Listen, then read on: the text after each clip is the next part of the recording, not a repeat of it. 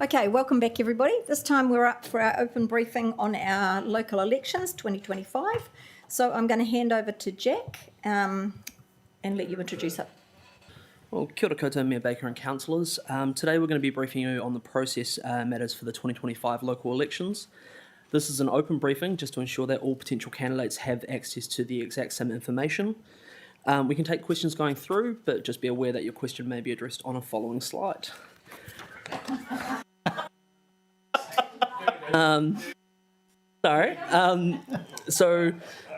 Just introducing a few key people.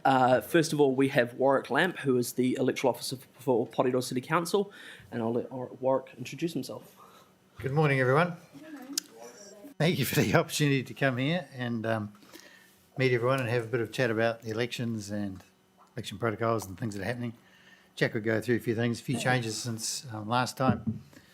Some of you may already know me. Of course, I was the electoral officer here at Porirua from 2001 to 2016. Little known fact, Porirua was the first council to contract out its electoral officer role in 2001 of all the councils in New Zealand. So in my case, I've been around the block a bit.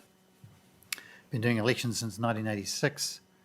And so I think at a quick count, I'm probably up to about over 800 council elections or by-elections during that time.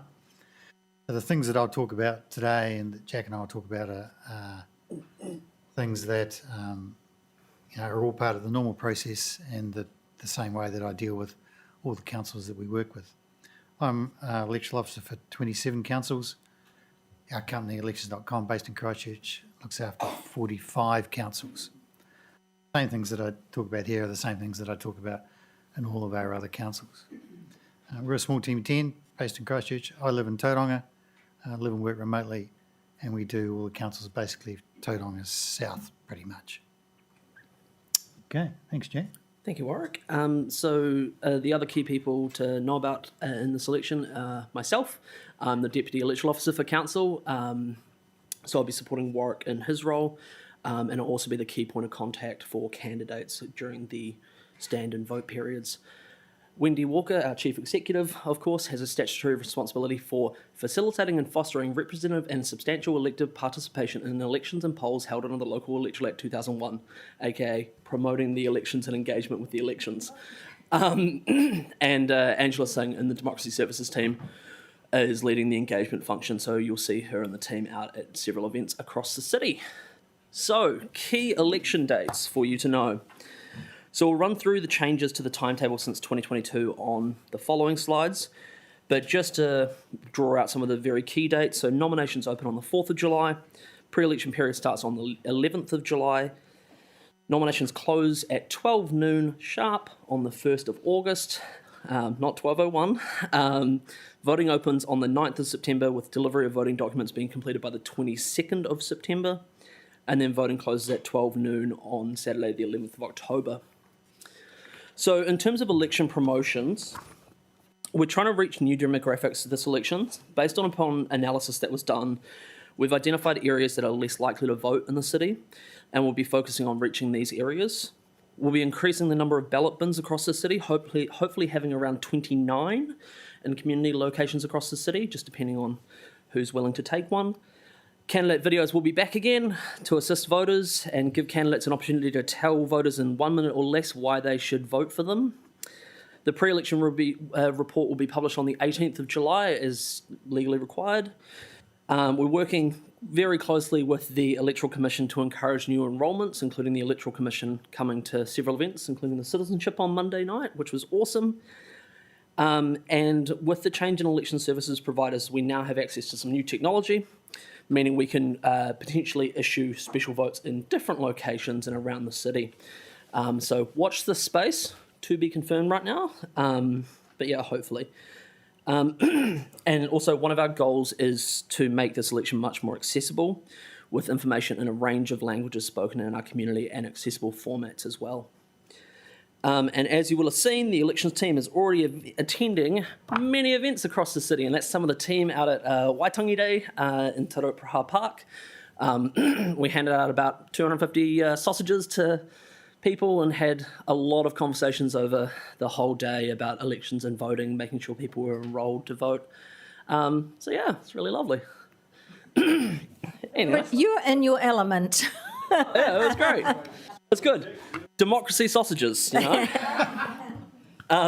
So as mentioned in the report, there have been several changes, both legislation and process-wise, since the 2022 local elections, and we're just going to take you through those now.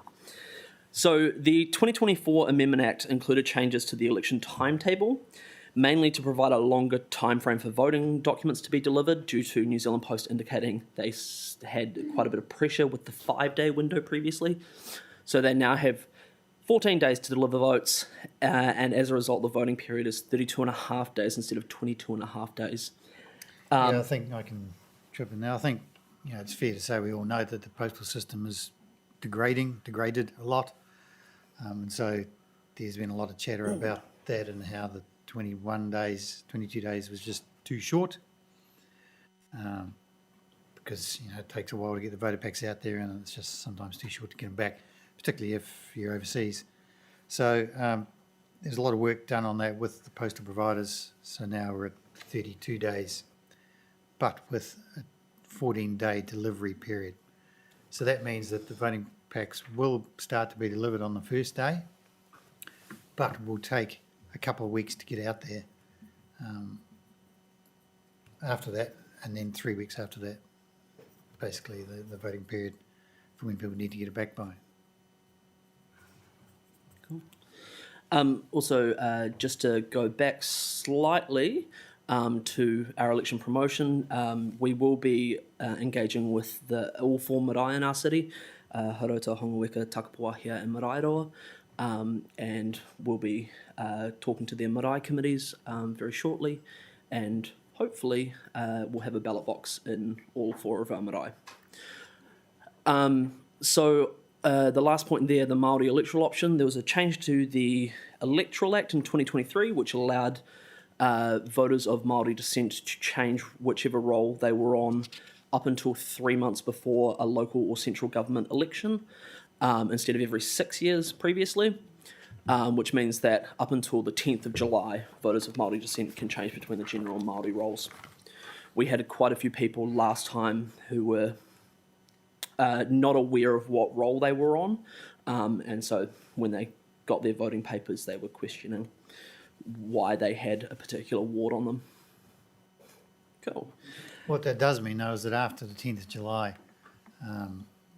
you can't change, so it is what it is at that point. So that's why it's important to get the word out there and do some promotion beforehand to make sure that everyone's up to speed on that ability to change. Yeah, that's one of our key messages that we're promoting right now is check which role you're on. Are you enrolled? Yeah. In terms of process changes, just running very quickly through these. So DX Mail has entered into the vote delivery market, and councils around the country have utilised them for vote delivery and been very happy with them. So we're exploring that right now. Special votes can be processed faster, potentially leading to quicker results. Basically, the Electoral Commission will scrape data and give it to Warwick more frequently. Yeah, what happens is that now the Electoral Commission, after the final roll has been produced, they are now able to send us what they call the supplementary roll, which is people who have newly enrolled or changed their address after the final roll on the 1st of August, but before voting closes. So we can get that during the voting period, which means that it's much faster for us to check special votes that come in over the voting period, because at the moment we have to get those special votes and send them to the Electoral Commission to check, and we always used to have to wait for them to verify those and come back to us and say, yep, these ones are good, these ones aren't. So we can do much of that process ourselves.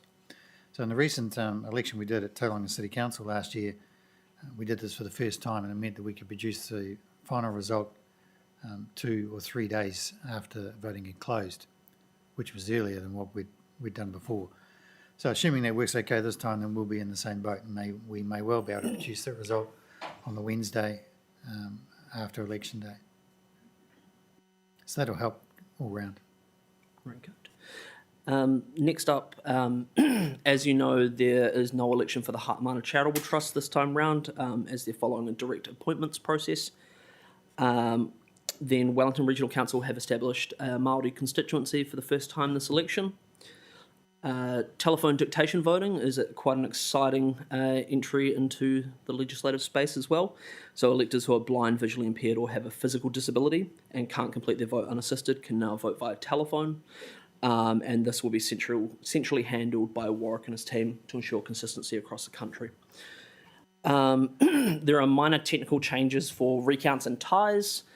And then finally, as you'll be aware, both Porirua City Council and the Wellington Regional Council will be holding a Māori ward poll alongside this election. With the change in provider, we do things a little bit differently as well. And a couple of things there are for affiliations. You'll be aware that candidates can have an affiliation next to their name on the voting papers. My approach to that is that you can pretty much have whatever you like in that space. I allow affiliations that are taglines or slogans or sayings or whatever you might want, rather than just a party political name or an official affiliation. Yep, I've got some questions on that, sure. Yep. How do you identify who the person is who's phoning? Good question.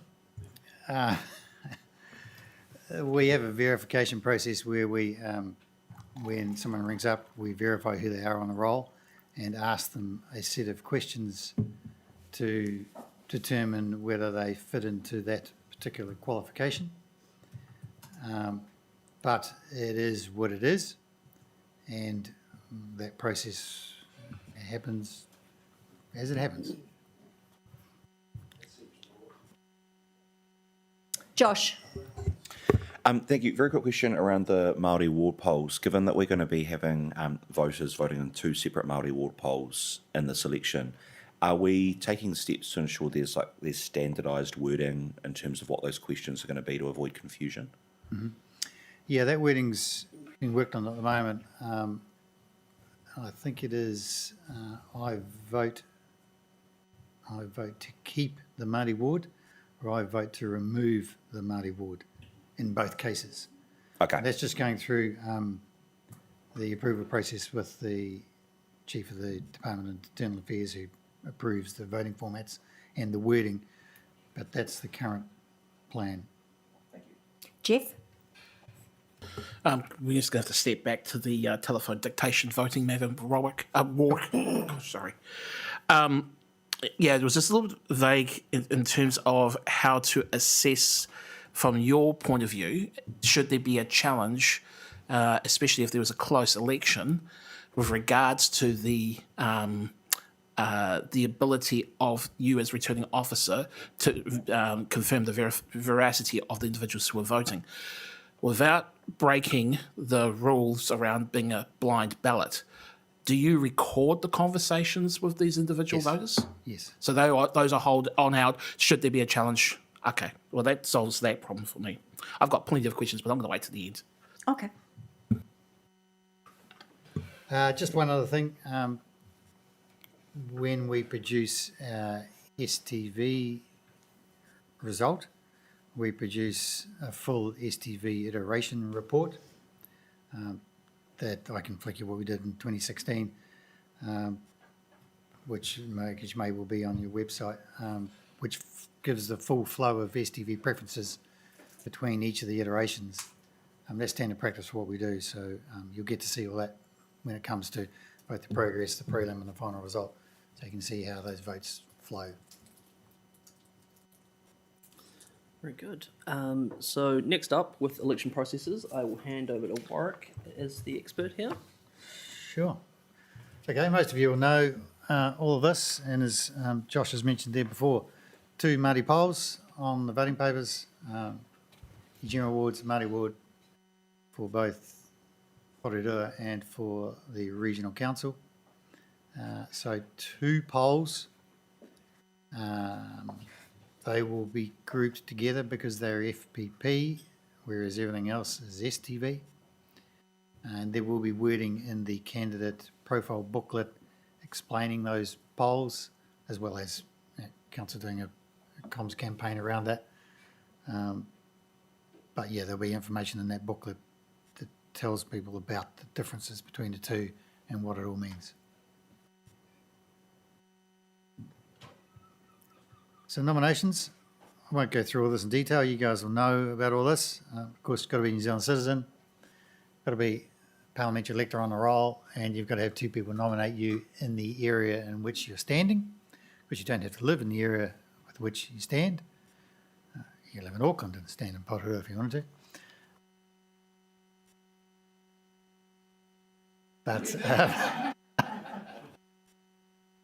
But yeah, those are the rules. No great dramas there. Remembering though that at the top of your candidate profile statement it has this sentence that says my principal place of residence is within or not within the area.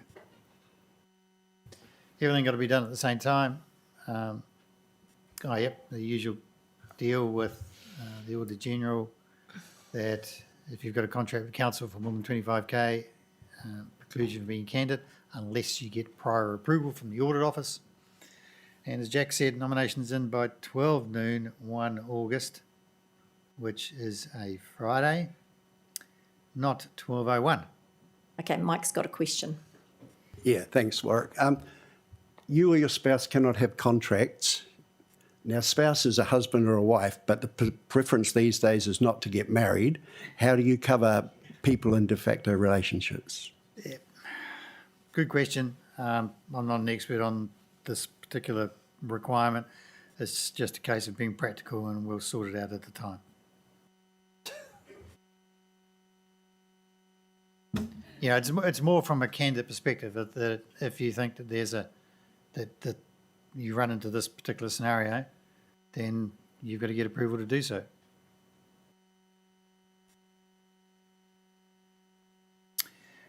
With the, just go back a second there, Jack. With the So my girlfriend's all right then to have it. Just like to remind you, you're online and your wife's listening. Probably not, I would suggest. Sorry, sensible. I couldn't possibly comment. The 12 noon cutoff. So use a reminder. Please do not leave putting your nomination documents till the last minute, because if you do and we don't have time to get it fixed by 12 noon, then too late. But if you are emailing your nomination, remember that it's the time that it's received into council's inbox, not the time that you send it. Mm-hmm. We all know that when you send an email, there's cybersecurity and the way the world works. It takes a few minutes for an email to get there. If someone was to email at 11:59, it probably may not get to the council until 12:01, which is too late. It's got to be in our hands at 11:59:59, not 12:01. 12:00:01. So bear that in mind if anybody is emailing their nomination documents at the last minute. Has caused some issues recently where people have been caught out by that. Okay. How do you make that an option?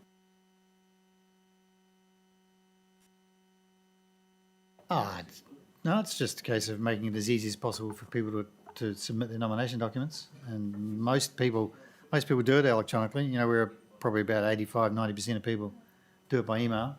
Sure, you can come in, same deal. If you come into the council office, you've got to be in the door of the building at 12:00:00 when the pips go on the national program on the radio. If you're not in the door, your nomination can't be received. Same deal in the digital space. That make sense? And can I just remind you, if you're asking a question, to ask your name and speak into your microphone. The ones online are texting because they didn't hear the question. Thank you. Apologies. Okay, candidate profile statements. Most of you know the drill on this. 150 words, maximum 150 words, not 151. And we check it religiously. Can be 150 words in English and 150 words in Te Reo. Substantially the same. We do check this. And if someone did put in some words that are significantly different, then we go back and query that. And English and other languages, but up to a maximum of 150. And of course, passport-sized photo, if in hard copy, but electronically, send us a colour photo. 300 DPI is our preference. Don't rip one off a Facebook page at 72 DPI, because when you do, it'll pixelate when we go to print and it won't look too good. So I'll come back to you and want to replace it. So give me a good quality digital photo, please. But usual deal, no hats, no sunglasses, no parrots, no whānau, no children, nothing else, no slime monsters, yes. Just a photo, head and shoulder shot of yourself, please. All right. Okay, results. Talked a little bit about this before, but usual deal, 3 sets of results, progress results on the day, which won't include the votes that are in the orange bins on the Friday night and the Saturday morning. It's roughly 85 to 90% of all votes received. So progress could change. Back in the day at Porirua, I had a couple of instances where results changed between progress, prelim and final. So, yep, happens all the time when results are close. In my world, when results are close is less than 5. When I'm dealing with results elsewhere, because our system's audited by Deloitte, it's super accurate, but sometimes results change when those margins get close. And I think we had a case here at GW last time where it swapped around between prelim, final, progress of prelim. We had a case here in the last election. We did. Yeah. Yep, so you're all familiar with that. So progress on the day, prelim the next day, final Thursday, may well be the Wednesday if we can get those specials validated before then, so that once you got the final result, you can schedule your inaugural meeting earlier and away you go. Okay, any questions on that? No. Good. Donations and expenses, same deal. Remember, Jack said on the timetable before the pre-election period, 11th of July to the 11th of October is the period for which candidates have to record their candidate expenses, and also kicks in the election protocols. We'll talk a bit about them shortly. But donations, there's no time period, so you have to record all donations that you've received on your campaign, even if you got it last year, if it was for your campaign. A few rules around donations. They are a bit tricky. They're set out in the candidate handbook, and we'll talk about that closer to the time. But, moral of the story is keep records of all your donations and expenses. When you put in an expense return, we don't need the receipts. We just want the list of what the expenses are, because that then has to go up on Council's website for 7 years. Legal requirement. Yeah. So are those council expenses tax deductible?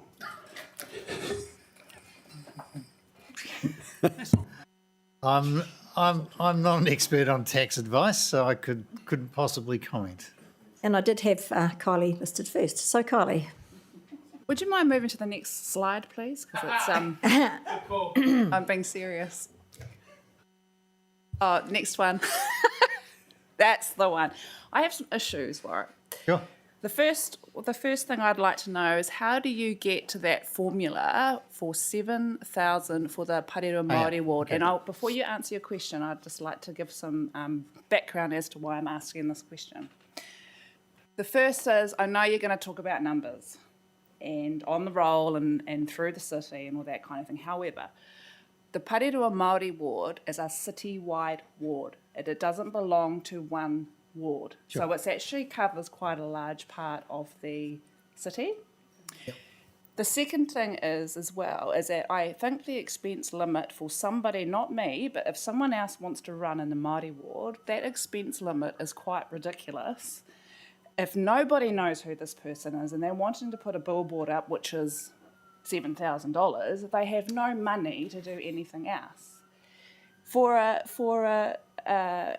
a council who sounds like we're going to be going out and trying to work the people that are less likely to vote, you would think the Porirua Māori ward would be at the top of that list. Please tell me why we can't change that number. And in the last 3 years, because this was the same in 2022, things increase in price. Resources, production costs, Yes. aids. Yes. Good question. I hope you've got a good answer. So do I. Where to start? So these numbers are set in legislation based on the population of the particular area. And these numbers have been in place since 2001 and haven't changed during that time. Take your point that inflation has occurred since then, the price of everything has gone up. These numbers haven't changed. So legislative requirement, we haven't got any say over that. Nor do we have any say over how that limit is determined, because it's simply set in the legislation, in a schedule in the legislation, and it is what it is. And so the issue with the Māori ward is that it is based on the population of the Māori ward, Mayoral, and that population puts it into that bracket, and it just is what it is, and it can't change. Yeah, I've heard you say that a few times today. But the population, when they started the legislation in 2001, there was no Māori ward. Exactly. Yep. Correct. So how have we just picked that out, considering it wasn't factored into the 2001 legislation?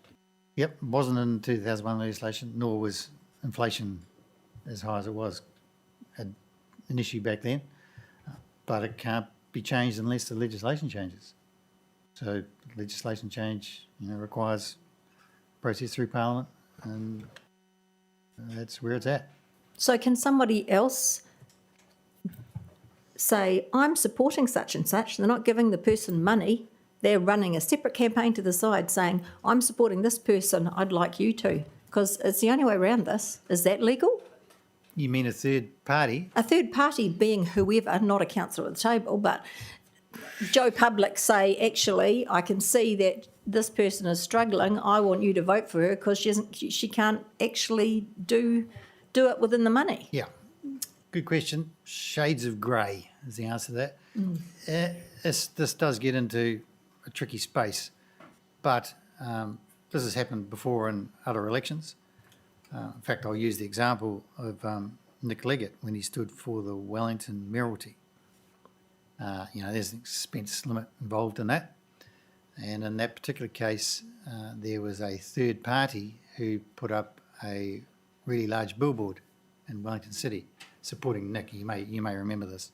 Yep. So that was a third party person not aligned with Nick, not involved by Nick, nothing to do with his campaign, complete third party, standalone, no problem. Absolutely, that's legal and possible and no problems to do that. So the issue with that is that if someone does that, it has to be completely separate from the campaign that the candidate does, to the point that the candidate doesn't know about it. Because if the candidate does know about it and has some links into that, then there can be a complaint around that, and that can go down the prosecution path or the complaint path with the police. And that's not a place that we all want to be. So, simple, yes, provided it is completely separate from what the candidate is doing without their knowledge. So can I follow that with a second question? Sure. So what about if someone, say Ngāti Taua supported one candidate, could they do that the person doesn't know within the iwi? Just as an example, because, Yeah. So, yeah, any third Yeah. party. Yeah. Okay. Thank you, Kylie. Sorry, I just want to say thank you for answering my very contentious question. I just hope with the inequity and how much you're allowed to spend that it doesn't put people off wanting to run. Yeah, fair comment. I think though that it is something that does need to be raised in Parliament, as it were. Through your MP or whatever process you might go through to get the legislation looked at. Because you're right, it is an inequity and it's causing some issues. I've got Jeff, then Josh. As to that point, Warwick, you've been, as you say, involved in a lot of elections over multiple decades.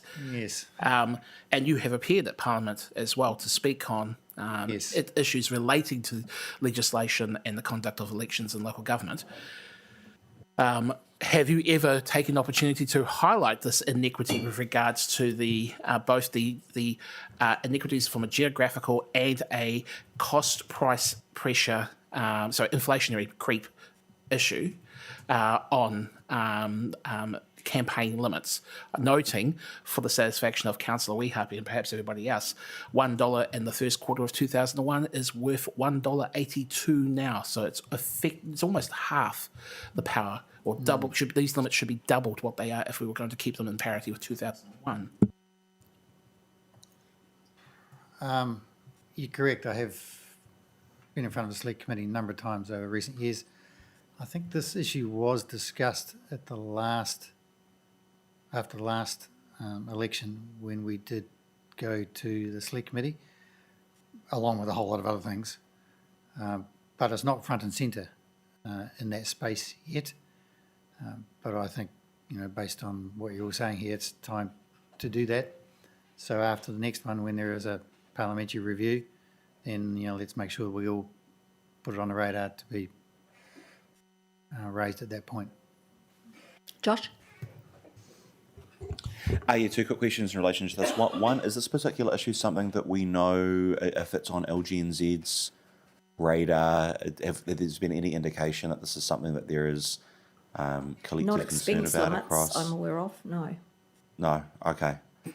Because I mean that would seem like the natural Yeah. forum to go through Correct. to resolve something like this, because it does seem like I had not realised it had been 20 plus years since that adjustment had been made. The second was, what's the implication for someone, let's say you've got a candidate who runs to the Porirua Māori ward and also mayor, you've got quite a different spending limit. What happens if that candidate wants to put up billboards that say, vote this person for mayor and the Porirua Māori ward? What happens in terms of apportionment of expenses there? Is that possible? When you stand for two Yeah. positions, the higher limit applies. Okay. So So, Yeah. so you put So- two so and two it just together, sets it- you get yeah. four. yeah, so if you're running for the Porirua Māori ward and you want to spend more than $7,000, just run for mayor as well. Yeah, pretty much. Yes. All right. Taku? Just a short question. Do you get the same sort of responses to the unfairness of those numbers from other Māori communities or councils? It does come up from time to time, but I haven't had as strong a debate about it as here yet. Truly? The one debate I do have is a different point, but and I think we should discuss this as well, is the differential in the 150 words in English and the 150 words in te reo. That, you all know that the te reo is more words than the English, and we do get comment from time to time that it's hard to make the translation from 150 in English to fit into the 150 in te reo. So that, we do get that from time to time, and we've raised that at the Select Committee as well. So it's, part of the same thing. Thank you. Do you want to go back to the two before it? So we can do that. I think we'd finished that one. So just the next one on donations and expenses. Yeah. Pretty self-explanatory. No great dramas there. As I said before, the expenses returned, going to be in by 56 days after the declaration, which is probably going to be 10th to 11th of December. It goes on council website for 7 years. If you don't submit a return, then I will eventually pass it to the police. We will refund the $200 deposit if a candidate is entitled to it once the expense return has been completed. And if you are running on a ticket with a number of other candidates, then you can prorata those costs across those candidates. And of course, the strange anomaly that the cost of the wood holding up your sign is not an election expense, yet the sign writing piece that's on it is. You're saying we don't have to put in for the wood? We always have before? Not the cost of the framing, Okay. not an election expense. Well, that helps. There you go. Colin?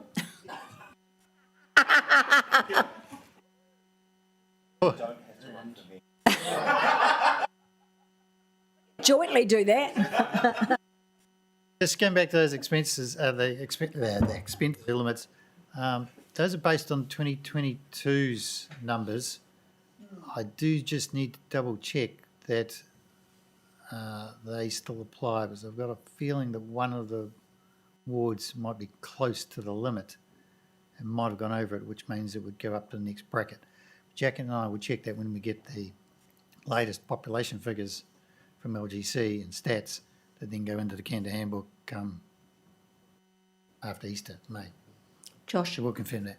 So does that mean, before, I can't remember the exact date, what was it, sometime in July was the cut-off for people switching between wards. So, so hypothetically, if a large number of Māori voters switched from the general ward to the Māori ward, you could see that threshold go up. No, it's not based on the roll. It's not based on the electoral roll. It's based on the Numbers electoral in that area. population. Okay, so the number of voters who are Māori, as opposed to which roll they're on, is that how it's calculated? It's based on the number of people who identify as Māori and whakapapa te Māori of the electorate. So it's GP versus MEP, so general electoral population versus Māori electoral population, not the electoral roll numbers. I see. It's a complex formula that's put out by DIA and Stats that determines those numbers. All right. And then next up on signs, so just a reminder that all signs on public land must have a permit approved by council. Signs can be put up from midnight on Saturday the 9th of August 2025. And signs must be removed by 11:59 p.m. on Friday the 10th of October 2025, the day before the election. Is that what your bylaw says? Yes. Your holdings policy? Yes. I have a question along this, and then I'll come to you, Jeff. So we have sites in the city where you say you can only do 2 weeks or whatever because the site's so small. How are you going to do that? Is it going to be first in, first served or whatever? And are you going to remove the ones that are still sitting there? We ran into this problem last time and we weren't aware of it, but you guys did it. Yep. So on the permitting regime, I believe that last election there was a 2-week sharing arrangement going on. But we weren't advised and we didn't get to choose. So what I'm saying is, will the bylaws team say, oh, you're first in, you can have the second week or the first week? Just a stupid question, but could they look at that? Jeff? We'll check with the bylaws team. Glad you've raised that. It's another one which is based on experience from the last election campaign. And on an unrelated matter, I actually had to go and check the bylaws with regards to to signage in Porirua that we passed only a short while ago. In that policy, certainly on the website, it says that council holds no responsibility for damage that is taken to signs. In the last election, several candidates, 2 of which I know for certain are at this table, had their signs damaged. They were damaged, and I say this with reluctance because I'm very careful and mindful of our oaths of office, but it was done by council officers. And the explanation for that took some time, but we finally got an explanation for it.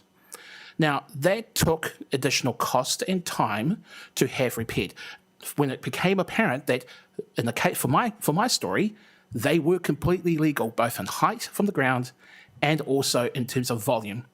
So can I get some assurances from you guys that officers are well aware of the rules for this time, and secondly, that to remove any doubt that council understands that it does have liability for signs that are damaged by officers in carrying out the enforcement of the rules? That is so true. I think Nick's I'd like an answer to that Nick's question. reply. Through you, Chair, I do recall that instance. Councillor Hayward, you're right, and I will do my absolute best to ensure that the staff are well aware and that we don't have an incident like that again. Jeff? Can the officers just be aware that in a very recent history, council officers have been accused by the public of interfering in the electoral process, whether justified or not? So the one side of that aisle, I guess. But the point being that any issue like this that comes up reinforces that perception with the public. Can officers just be mindful of that, please? Yes. She's nodding. Yes. Josh, then Kylie. Yeah, I was just going to say, further to that, with the signs issue in particular, it would be really good, and I don't know if the process for this is set by us or not, but where there are situations where candidates have signs up that may have a minor infringement, for there to be an opportunity for the candidate to correct that. And the reason I say it is I had this exact issue last time. I had a number of signs across Whitby that were smashed down, and I use that term smashed down because that's what happened. They broke shattered the posts that they were on, the signs themselves were damaged. I had a number that was smashed down. I went around, I put them back up. They got smashed down again. I went around and put them back up. They got smashed down again. At that point, I reached out to council and I was informed by council, oh yes, we did that. They were 2 centimetres too high. And that took a lot of time and were very expensive to be able to replace those. Now, if someone had just called me up and said, hey, your signs are 2 centimetres too high, I would have gone and dealt with that. So I was able to handle that because luckily I had a bunch of volunteers that were happy to help me. If that hadn't been the case, that would have been a really significant task to be able to deal with, and I think in particular for new candidates. So tightening up that process would be really good. Well, and it's Take total your points, nitpicking. Josh. Yep. Yeah, and the ground moves when you put a sign in. So, Kylie.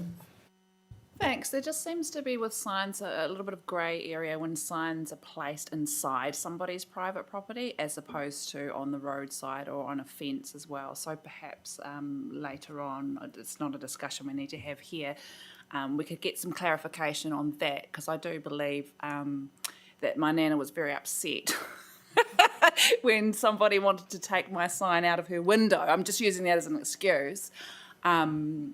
But there was no clarity around the reasoning behind that. So Because you were 50 metres from a corner, within the 50 metres from a corner. well, I would dispute that, but anyway. The house was. Yep. I know. Believe me, I know. I've run to it. Okay, Jack. Next up, Warwick. Yeah. So, usual deal, campaigning. Pretty much with campaigning, anything goes, political environment. But a couple of things, usual rules of defamation apply. So be mindful of that. But that's not an area that I will get involved in. But I will sing out if anybody uses an imitation voting document. So in other words, if you have a sign that has your name and a box and a number 1 next to it, great. If you have a sign that has all of the candidates in your ward and a 1 next to your name and nothing against the others, that looks like an imitation voting paper. So that is against the legislation. So you can have a sign just with your own name and a number in it. Remember, any piece of campaigning material from the time that you start campaigning has to have that authorisation statement on it. Signs, billboards, flyers, radio adverts, T-shirts, hats, caps, pens, every piece of campaigning material got to have that authorisation on it. And including your social media pages as well. Yeah. And just to add there that that law change in 2022 just prior to the election permits the full name and then one of the permitted contact details. So you no longer have to put your full residential address on there. You can put an email address, a web page that contains one of the details, PO box, mobile number. Yeah. Jeff? Thanks for that. This may actually be related to expenditure as well. Sure. For material that is produced before the date of the, I guess, writ date, for lack of a better phrase, but could plausibly still be in distribution during the period, the authorised period. In regards to the returns, is a prorated calculation permitted in the return? Absolutely. So I'll give you a couple of quick examples about that. For example, if you put a half-page ad in the Dom Post on the 10th of July, one day before the 3-month period, daily paper, outside of 3 months, not included in canned expenses. If you sign write your car now and have it sign written for 6 months, and let's say it costs $1,000, the 3-month period is half of the 6 months that your car is sign written, so 50% of the cost you prorata it because it's when that campaign material is used. So if the campaign item goes across into those 3 months, then that's the time for which you do your prorata. Can get a bit tricky, and if you're unsure about any of that, just give me a call and we can have a chat about it. Key thing here with all of this stuff, just ask me. Just flick me an email, give me a call, send me a message. We'll deal with that and put you on the right path. Cool. Very good. Thank you. Next up, we'll just briefly talk about the protocols for elected members standing for re-election in an election year. Yeah, this is my pet topic at the moment because I work with lots of councils and I've got other councils around the country where there's lots of campaigning that has started. So it's appropriate to raise the issues around elected member protocols.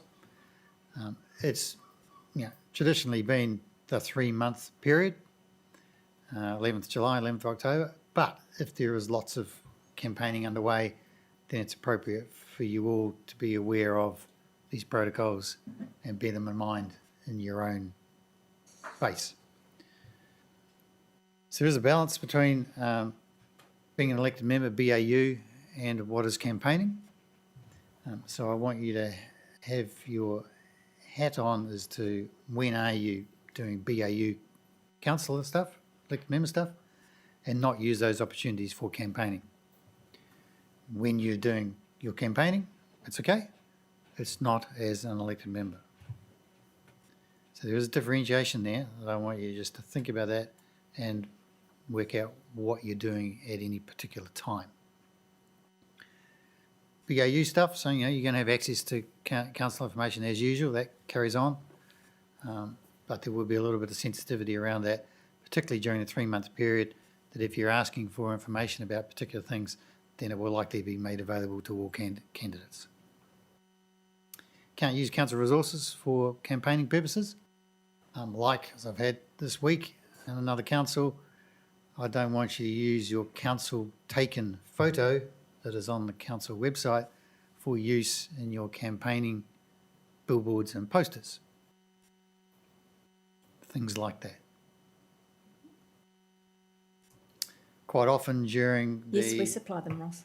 during the 3-month period, councils will stop doing columns from the mayor or councillors in the local paper or radio slots.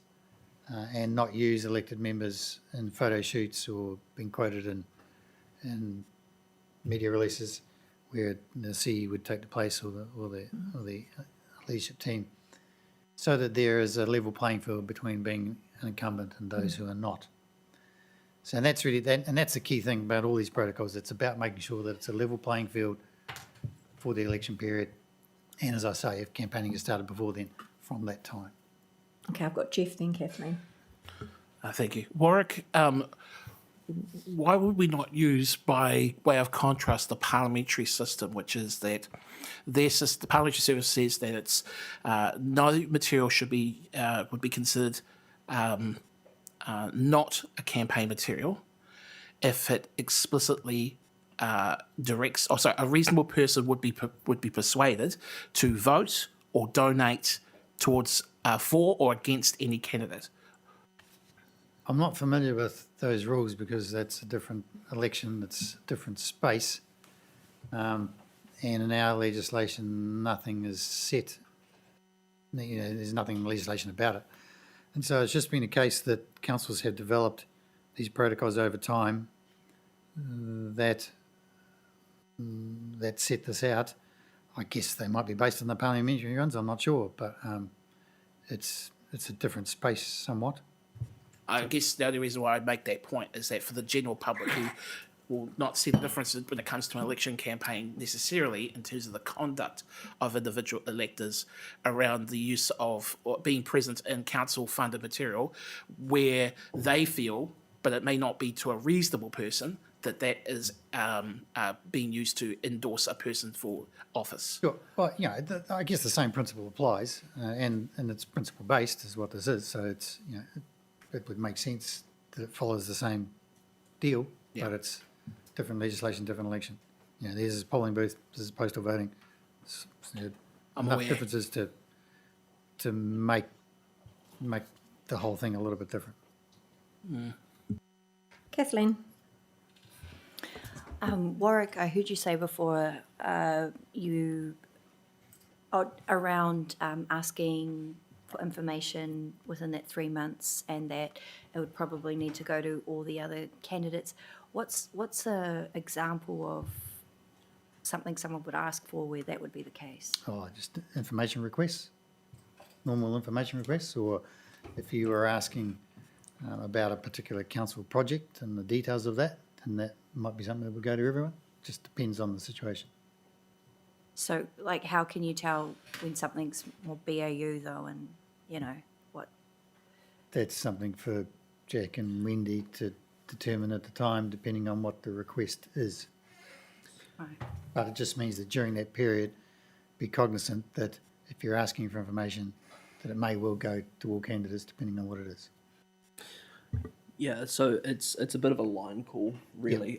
If something's being currently considered by the council in an agenda or meeting upcoming, that's probably BAU, whereas if it's not, that's less so. It'll be a discussion between myself and Moana in terms of the normal Lagoima process considerations as well. And so those will be uploaded to the website just in a big list. I think we had 10 or 15 last time requests from candidates all over the place, and it's just making sure that everyone has the exact same information, so no one's privileged, candidate or current elected member or both. Yeah. Yep. Next slide. Yep, excellent. So a couple of things. With your campaigning, as an elected member, remember you can't use council resources for doing that. So that means, in practical terms, you can't use your council email address for overt campaigning. So, if you're restanding, you could create a Vote for Me for Mayor page with your own personal email address, and you use that for your campaigning purposes, not your PCC email address. So the key there is to keep your campaigning self separate from your BAU current self. Sometimes hard to do, shades of grey. Now, got to be practical about it. Some people would say that therefore you shouldn't use your council laptop for doing campaigning. At the end of the day, I'm more practical about that. It's on device agnostic. It's about what the person receives for them to determine whether that's as an elected member or whether it's as an individual, not about the device it's sent from. So, you might have a council phone, for example, when someone sends you a question about campaigning, you reply from your council phone, but you'll switch it to come from your personal email address. Doesn't matter the device you send it from. About what is the person receiving is that your campaigning self. Common sense. Common sense. Thank you. Sometimes hard to find common Yes, we didn't sense. have that previously. But as I say, if you got any questions around that, then sing out. If I was to receive any complaints about it, then I'm just going to give you a call and say, look, this is what it is. Be mindful of that. Like, this stuff's protocols. It's not the end of the world. It's not a big deal. It's not set in legislation, but it's protocols to keep all of us safe in that campaigning space and your BAU space. So common sense applies, and we work it out as we go. Does that make sense? Yep. Māori ward, a little bit tricky this time. There'll be lots of noise about it, be contentious or not, whatever the case may be, but it'll be political. You can have a position, but if you're spouting forth that position, then that's as an individual. You can't use council resources to promote your position on that, nor council's position on that. Council can't do a vote for Māori ward campaign. It's against the legislation. But as an individual, you can promote your position as you wish. Kathleen? Just while we're on the topic of the social media, Yeah. we all have social media pages Yes. as councillors. Does anything need to change with that, or So it's a council law page. no? Like It's your own it's council our own page. Facebook page, and it's just set up as a councillor. It's like Kathleen, councillor for Onipota Ward. She set it up, it's not council. It's like me saying Mayor Anita Baker, Mayor of Porirua. Yeah, shades of grey. It gets a bit Yeah. messy. If it's a BAU council page that you talk about stuff in your councillor realm all the time, then that's a council page. If you had wanted to do campaigning, I would want you to have a separate campaigning page that's not connected to that. Sorry, Unless you switch it to your own personal campaigning page and make that differentiation, and then don't use it for your normal councillor stuff. so it's not owned by council. It's not owned by council, Yeah. so it's it's shades of grey there, but it's more about how has it been portrayed over the last 3 years. Is it a council page? Is it a councillor page? Or is it your own personal page that you can use for campaigning? Be mindful of that and be careful around it. Okay. Tricky, potentially tricky. Okay. And then nearly at the end here, just a massive plug for our candidate information sessions. So we'll be having 2 candidate information sessions this year on Saturday the 12th of July from 10 to 11 a.m. and Monday the 14th of July from 7 to 8 p.m. in the Helen Smith Room at Pātaka. At these sessions, prospective candidates can hear from the electoral officer, the chief executive, relevant council officers, for example, the bylaws team, and a former councillor on their experiences being on council. We'll have a New Zealand Sign Language interpreter at both sessions, and one of these sessions will be live streamed so that anyone who can't make it can watch online. I have got Mike and then Jeff. Yeah, great having the NZSL interpreter there. Well done on that. That's fantastic. I actually went to this before I became a councillor and found it really helpful. Is it going to be a surprise who the former councillor is, or can we know now? Haven't spoken to Wendy about it yet, so It's to be confirmed. yeah. It's a surprise. It's a surprise. Jeff, I know we're getting to the end of the slides, and I said I had questions. I'm going to try and keep them compact. You may not be able to give me answers in advance of today. You may have to come back to me with an email. Is that okay? Yep. Just before you launch into questions, Yeah. Councillor, can I... I think we'll do the questions first. Okay, And then cool. this next one. Okay. So thank you again for coming in, Warwick. And Jack, as always, you're a bloody ledge. Booths or voting locations. Thank you for the work that you are doing with our tangata whenua with regards to utilising marae as locations for dropping off ballots. There was not a lot of detail on mobile voting booths. Can I get an explanation as to why that is the case, and commentary on the likelihood that that will be a measure and to what extent that will be a measure during the election? Of course. So the level of detail right now is a bit minimal just because we're quite a way out from the voting period, and we're still kind of in the planning stage of this. Haven't contacted all of our ballot box hopeful locations yet, so still have those to be confirmed. The team is exploring the idea of placing a team member and special voting equipment in some of our libraries, particularly Porirua Central Library and Cannis Creek Library. So yeah, we're looking at that right now. Okay. Yeah. With regards to mobile special voting booth, this is what some of my other councils do.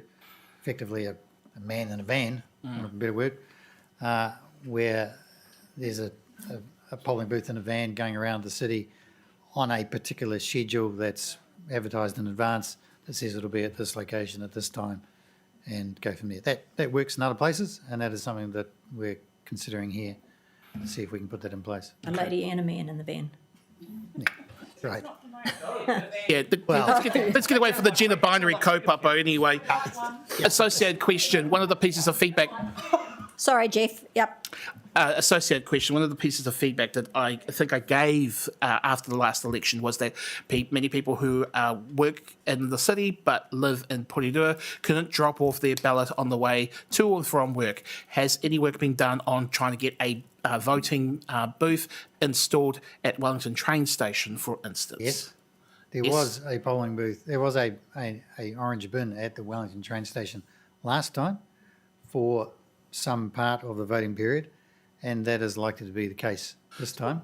So obviously one of the things that would be really important in terms of the voting packs is to make it clear that those options are available and in explicit language so as to assist the voter in that process.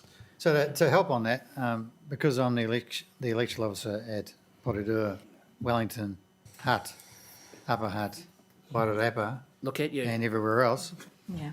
except for Kapiti, He's not bragging. all of those voting locations, all orange bins, for want of a better word, all of those votes come back to us, to the same provider, to our office in Christchurch. So anyone can drop any vote back into any of those bins anywhere, and we will receive them. So that does mean that it gives us more opportunity to promote whereabouts of those, and then anybody can drop it in at the train station or in Wellington, or because Wellington will have 70 odd orange bins.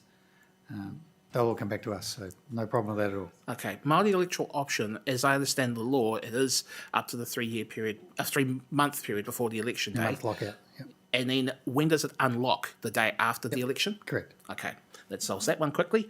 In terms of the work done by council to promote elections, do we utilise the any updates to the role with individuals who have now come into the role who weren't enrolled before in Porirua to encourage them to participate in the election, considering that we know that they have moved recently and it may be a timely option for them to check in with us around the elections that are coming up? Do we do any promotional space in there? Well, I can't speak for council on that, but the Electoral Commission do a lot of work in that space. And remember, they will do their enrolment update campaign in July that does cover off some of those instances where they know about it. They do data share between agencies to hear from people who move into an area that's new. But council can back that up as well in the comms that it does. Thanks.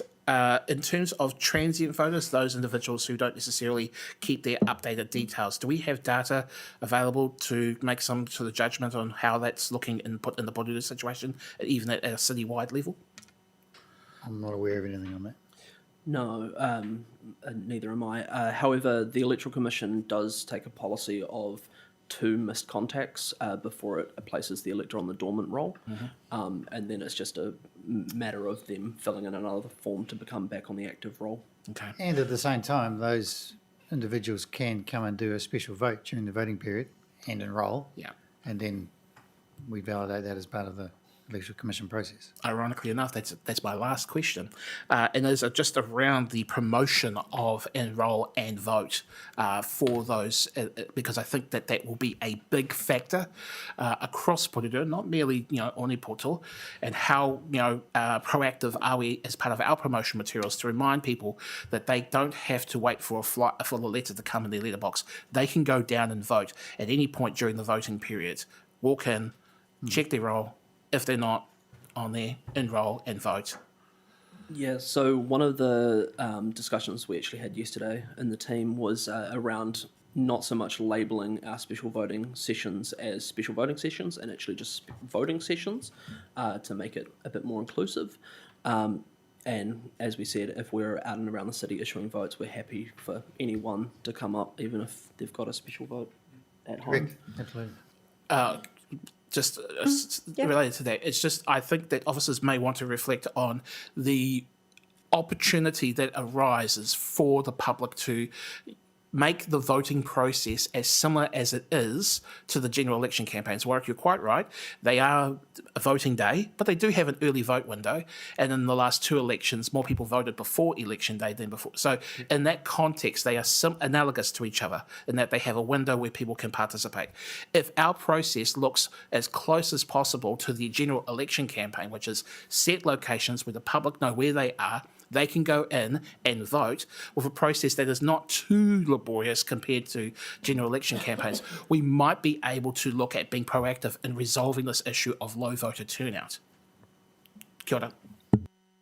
Thank you. That leads to me. I'm going to suggest that we have a second question, a non-binding question, referendum, in our polls. It's on the screen. Should Porirua City Council work with councils in Wellington, the Hutt Valley and the Wellington Regional Council to explore the possibility of creating one single council that combines relevant services and functions regionally while keeping appropriate local services and decision-making local? Yes or no?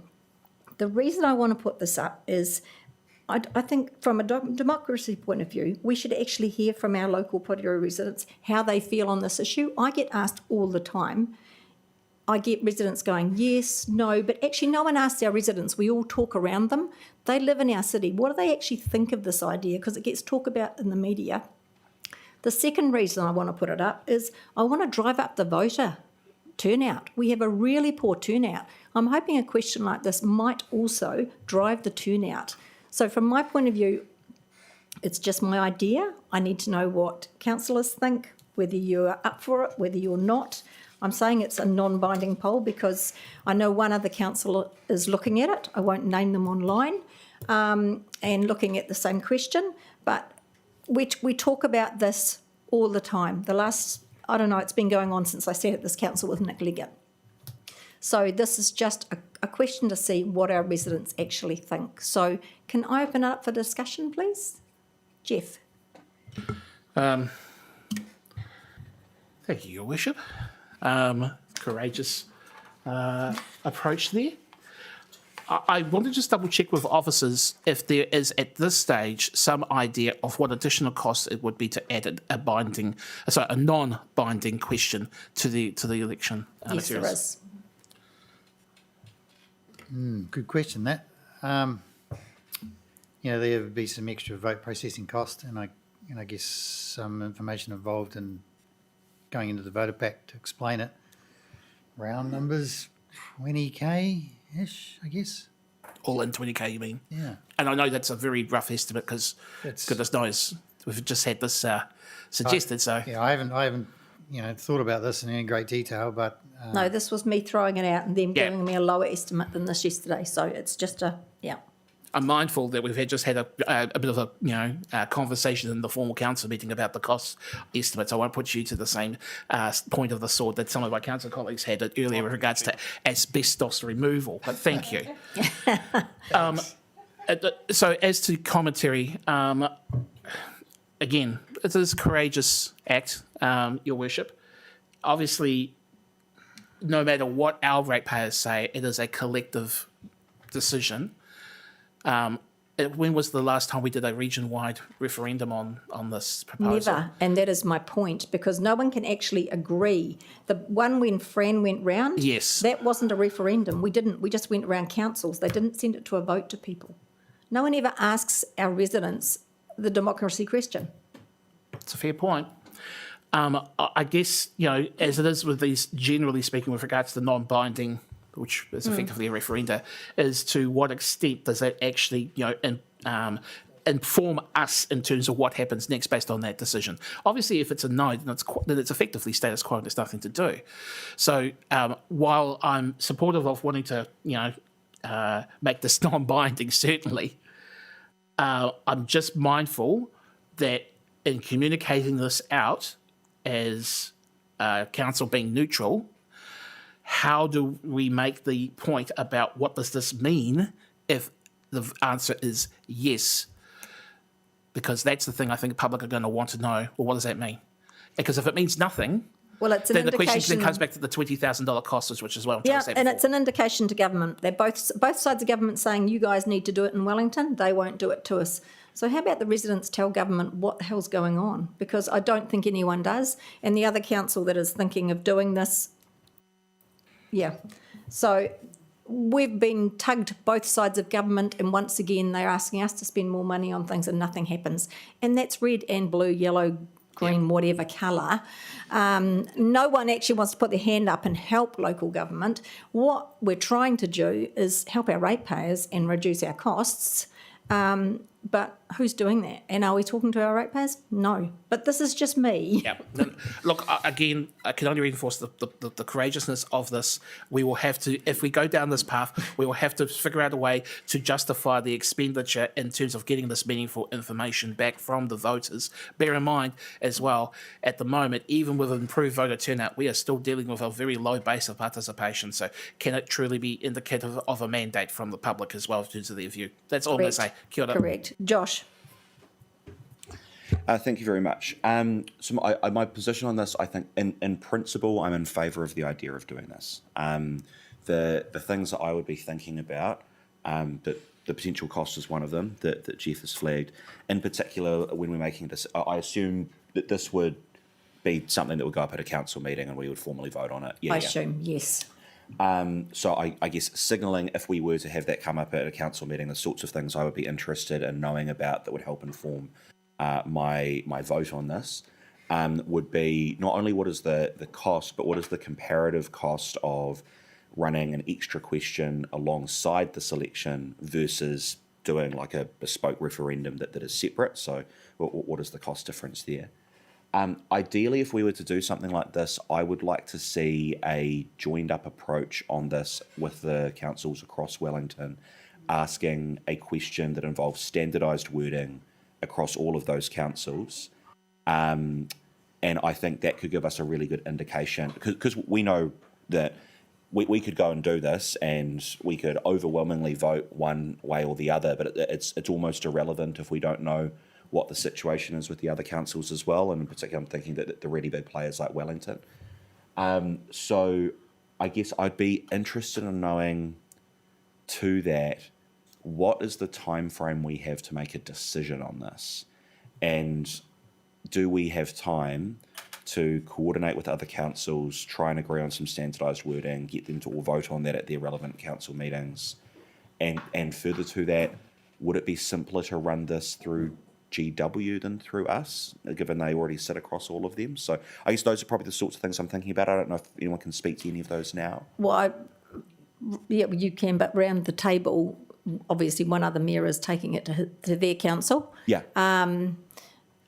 Yeah, I've got to be careful what I say, obviously, for other mayors. Warwick. Yeah. This is a bit of a surprise to me because I haven't. We like surprises. We like to lead the nation. Surprises are good. So, as I say, I haven't thought too much about the cost of it. Sorry, is that they're working right? If it was a standalone referendum, and it not combined with the council elections, the usual deal is you take the number of electors on the roll and you multiply it by 4.5. So what if you have 40,000 electors? You're talking 160, 170, somewhere in that vicinity. if it was a standalone poll sending a voter pack or a document to everybody to get them to vote on. All package. If you're combining it, as I said before, 20K would cut it, I would think. Timing-wise, we go out with the notice of election on the 1st of July, roughly, the 1st of July. So that's when we go out with, calling for nominations, saying when the voting day is and all that. So to include it in that, because that's the time that we would flag it to say that it's going to be on the voting document, then you'd have to be well and truly sorted by 1 July, meaning, I guess May, June, being a point where you're making a final decision. Bearing in mind that there's then a bit of work to do to pull together the information that would go in the voter pack, I guess in the candidate profile booklet, explaining what the question might be about and why you're asking it, and as Jeff said, what the implications are. Yep. So you factor that in, I think, you'd be wanting to make a decision end of May, early June, so that we've got time to get it all included. Does that make sense? It does. And probably just the other thing I would be interested in thinking about as well, and again, coming from a perspective where in principle I'm in favour of asking the public about something like this. My potential concern around this election would be the fact that we do already have the 2 Māori ward referenda that are going out as well. I would be interested in some advice, whether that's now, whether it's around a council meeting where we're voting on this, on what the expert view is on the potential impact on turnout and engagement, basically as you add more and more questions in. So I know, for example, one of the arguments we used to say let's not do a vote around the Hartmana Charitable Trust anymore was it's one more thing to vote on, and voting fatigue. Because I think the point that you make, me Baker, is a good one. If this drives up turnout, that's great. That will be a really good thing for engagement. But if it's the inverse and people go, oh God, there's a whole bunch of different referenda, I just don't want to engage in this. So I'd be interested in what the sort of evidence shows around that as well. I will take it back to the other mayors in the region. Obviously, it's failed before from the top down. Yeah. So I'm wanting to go from the bottom, start, see what it looks like. We've got to start somewhere, and I think Porirua can lead that. But that's me personally. So Tracy, then Mike, then Ross.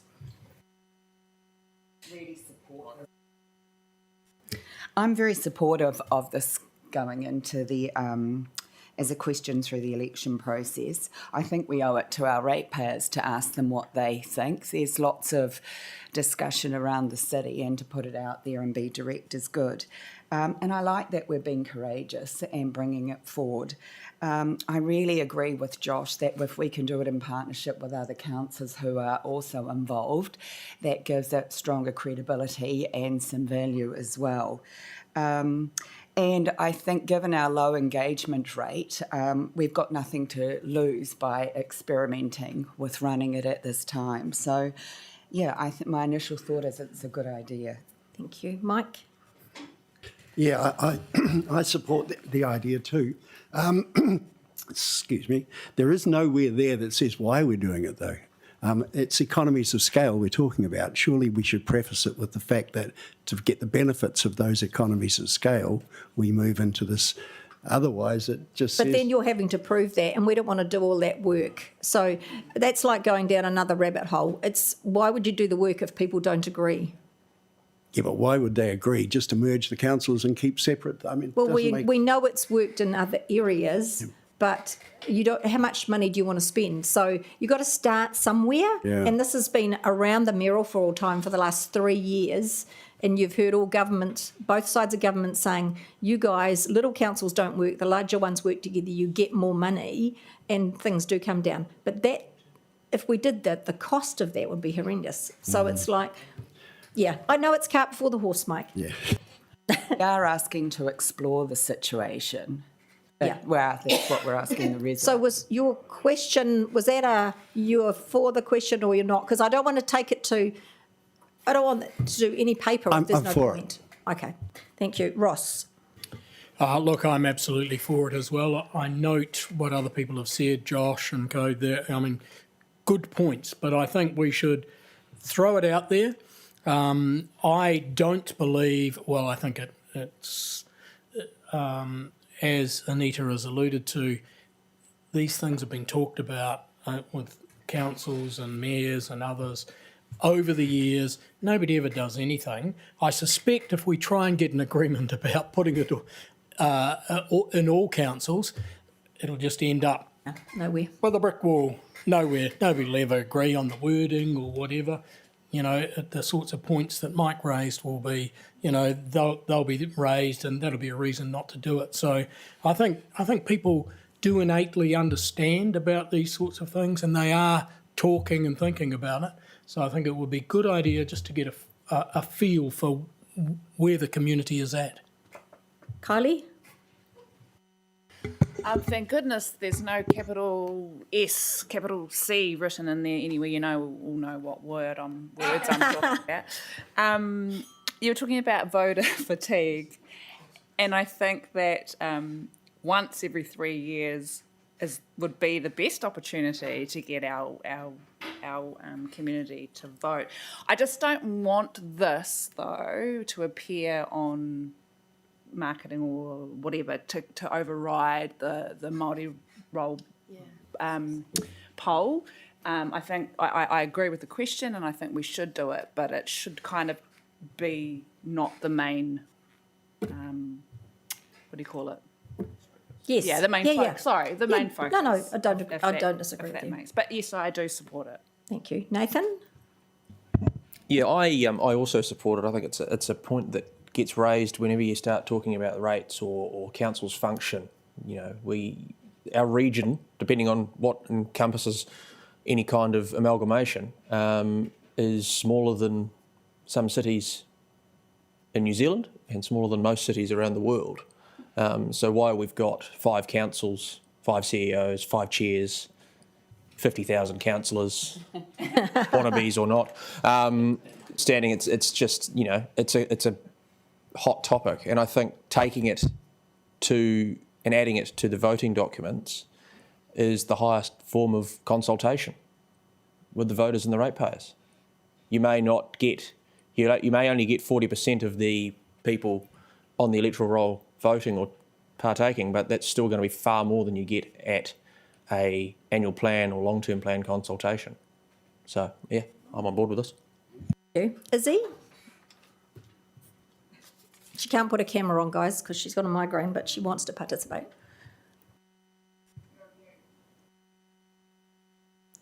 You have to unmute, Izzy.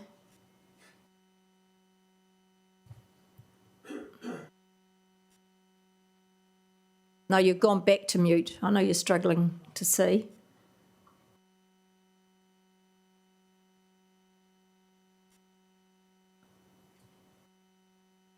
Still on mute. What is he talking? Can I say something, please? She's just got herself off mute. There you go, Izzy. You're away. Then Mose.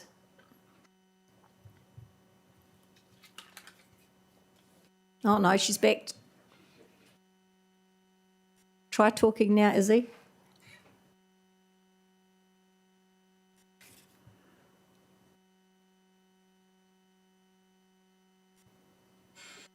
You've got connection issues, Izzy. We'll go to Mose. I think I'm all for trying to boost the numbers. I think what I'm mindful of is potentially, are we gonna like lose? I guess a unique Porirua take from opening it to a whole region, or I want to see how it works out. Really, I'm open to putting it out.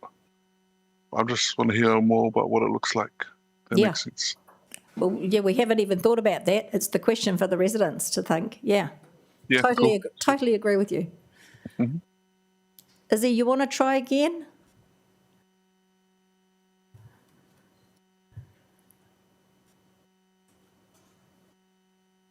Yeah, I'll text her again. Kathleen. Yeah, I think I didn't expect this to come through today. So just listening to what everybody's saying, I share similar concerns about it sort of affecting potentially the polls, or going off the back of the Māori poll, the Māori ward poll.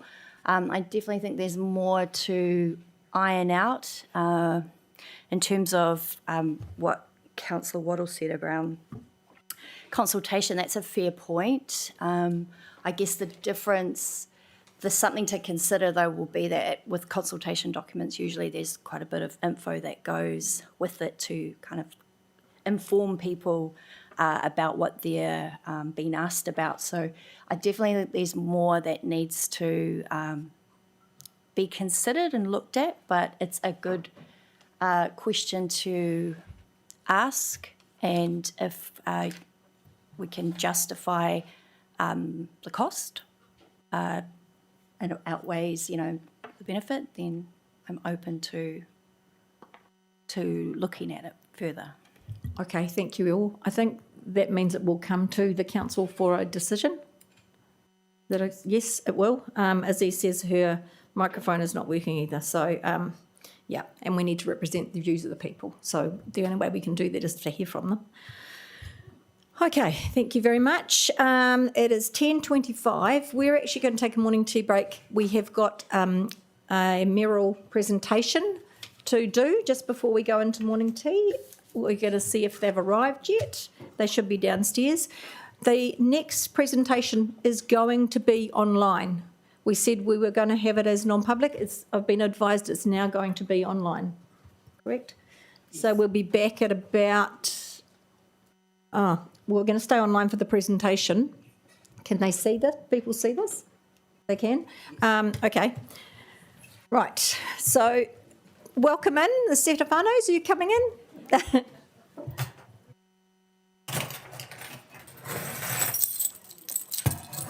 So we've got a Mayoral award going to the Setefano's. I'm going to let the Deputy Mayor speak to this and go from here.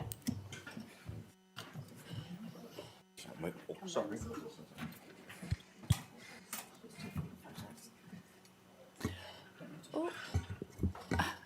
Kia ora, talofa lava, and welcome to Adah and Jotham Setefano.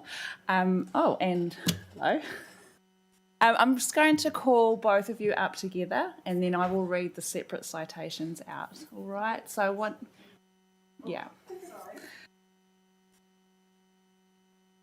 All right. So Adah Setefano. I'll give you a minute. And Jotham Setefano. This special award recognises the outstanding contribution Adah has made to the city by saving the life of a local resident who had fallen unconscious while in his vehicle. The man was lifted from the car and Adah and her brother Jotham jointly performed CPR until an ambulance arrived. The emergency crew attributed the man's survival to their actions. The special award recognises the outstanding contribution that Jotham has made to the city by saving the life of a local resident who had fallen unconscious while in his vehicle. The man was lifted from the car and Jotham and his sister Adah jointly performed CPR until an ambulance arrived. The emergency crew attributed the man's survival to their action. So we'd just like to say thank you very much on behalf of your city for this amazing award that you've won today. Kia ora.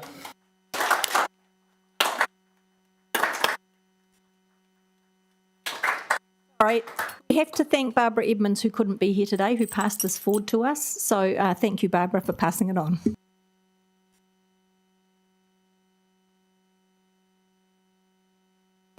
Please join us for morning tea.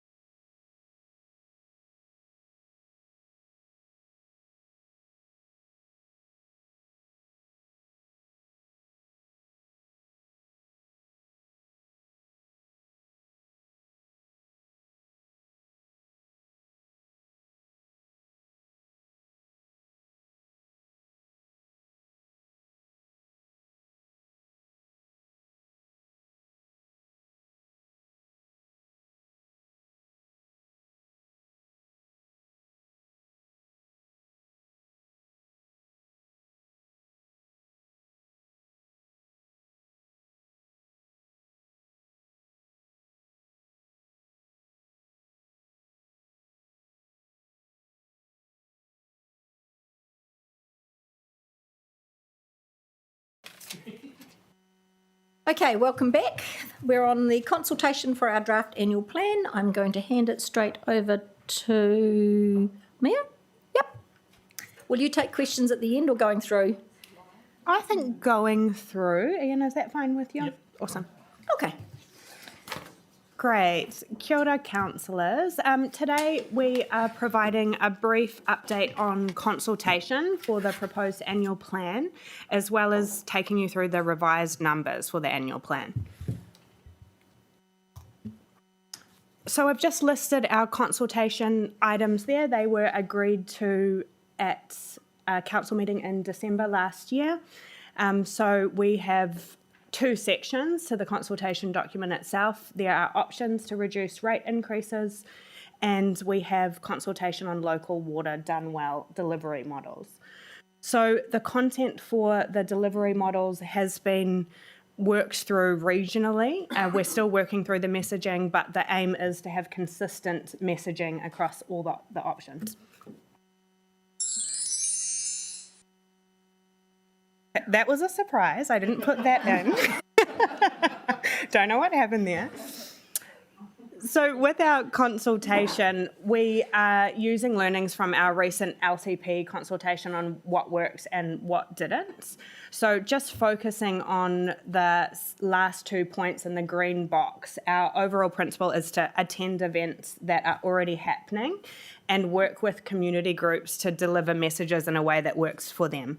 So I've listed a couple of examples, but it also includes the marae committees. It also includes our children and young people's group, a vast range of groups. So essentially we will send all the information through to them and ask what works for them.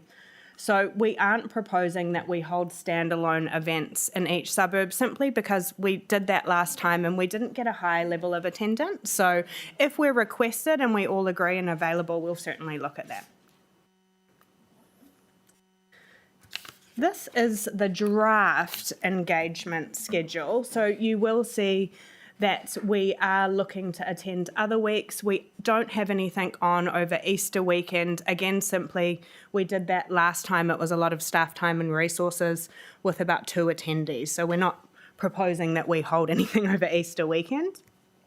One of the things I just draw your attention to is that we are looking at having a regular drop-in session at the admin building. It'll be officer-led, so that's just about a regular time that the community can come and drop in, talk to officers, have help making a submission, and we can just pop down from our desk and then go back up to our desk. So elected members are welcome to attend any of the events that are there, but they will be more of a drop-in style sharing information than any formal presentations unless we are asked to do that specifically. Before I go on, did anyone have any questions on any of the events? Jeff? Jeff? You'll wait. Tracy, then Collie.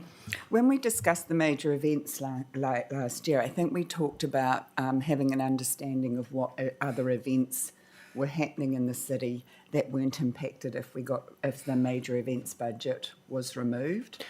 I will let Ian speak to that in his section. So are you asking about the consultation item for major events? No, I'm just saying that if we not all events in Porirua are run as a result of the major events budget. And so my question was at the end of last year, what events do run in the city that do not utilise the major events budget? Because actually there was a small quantity, and I know there's other things that budget won't, other events that won't be impacted by that budget being removed. Are you asking that for the consultation document or just for you? I'm unsure. Because it wouldn't go in the consultation. No, but it is a slight, I think what is, I'm not saying it has to go into the consultation document, Anita, but the point is that some people might think if the major events budget goes, then no events in the city are happening. And I don't think that's entirely correct. There'll still be things happening. Yeah, I can comment briefly on that. So we have provided just a little bit of context in the draft consultation document saying what types of events were funded by the Major Events Fund in the past. So usually it is by application. So it wouldn't affect things like Thursday Grooves in Cobham Court, for example. But we have provided some context in the consultation document, which you will see come to you on the 13th of March for approval. Perfect, thank you. Okay. Kylie? Thank you, and thank you. Just for some clarification. Actually, I think it's amazing that you're backing on and piggybacking onto other events in the city. It was quite meaningful. So awesome, well done. You say that you will be reaching out to other marae associations. Can I just get confirmation that that is for Horota, Maraeroa and Hongaweka? Yes, correct. Because I do note that you've got a placeholder here for Ngāti Toa, which is usually held at Takapua here, but I think it is actually important to actually consult Hongaweka as a different, because it's in a totally different community where they're living at the moment. So instead of just making it a one event, if we can reach out to them as well and do the both. 100%. That is the plan. The placeholder with Ngāti Toa is something that we have been trialling over the last 6 months, where we take our policies to the Runanga offices and have drop-ins there. So absolutely, when we reach out to the other marae, we'll see what works best for them. It's just these are the ones that are confirmed. Yeah. Cool. Thanks. Kathleen? So these two here for Ngāti Toa, that's at the actual Runanga offices. Itireia offices, right. Yeah. So during the day kind of thing. Yeah. And we will follow, once confirmed, we just want to add a couple more things and check with our groups if there's anything else to consider. We will follow the same process of putting these things in your calendars with the correct dates. The purpose of this is just to float what we're thinking and get advice on anything that you think is missing at this stage. I think that's good to collab with the staff there and partner with that. I also wondered too if things like other events that aren't necessarily council ones, like for instance they have the Kaumātua meeting once a month, and they are considered big decision makers for iwi as well. So Okutaku would probably be the one to talk to about to get an invite to that, but that just an idea. Awesome, thank you. All right. Jeff? Oh, yep. Mine isn't about events, and and I have kind of skipped a little few slides ahead, so I know what's coming up. But I can't see where there's mention of leveraging on the success that we had in the long-term plan around video submissions. Is that being explicitly removed from the briefing on this, or is it being discouraged or not resourced adequately on this occasion? Can I just get some clarity around that? Yeah, absolutely. No, we are definitely planning on receiving video submissions if people would like to do that. So it's under Engagement HQ on the second bullet point. Were you meaning more like where we went to the night market and we did the videos? Well, I guess the issue is, in terms of barrier to entry, is trying to show people what a video would look like, what would need to be in there, how simple it is actually. It could just be a person going, "No, I don't want that." And that's as simple as it has to be. So we need to communicate that, because obviously we are dealing with a range of communities, a range of audiences that will have built up in their own minds various levels of barrier to entering and participating in the process. Technology has been utilised very successfully in that case of a video, but it's only going to be as successful as our efforts to actually be proactive in promoting that and communicating how easy that is and reducing that barrier of entry. Yeah, absolutely agree. It was a successful avenue, especially for our young people and our Pacific people. Typically what happens is we have a staff member at each event who has a little tripod and a phone that is available to take video submissions and help people upload them to the portal, and also a little bit of a talking points and guide to what you might need to cover. Really, the only thing that we need to cover legally is whether they want to be heard at hearings or not. So just things like that. But absolutely agree, and we'll continue to utilise this.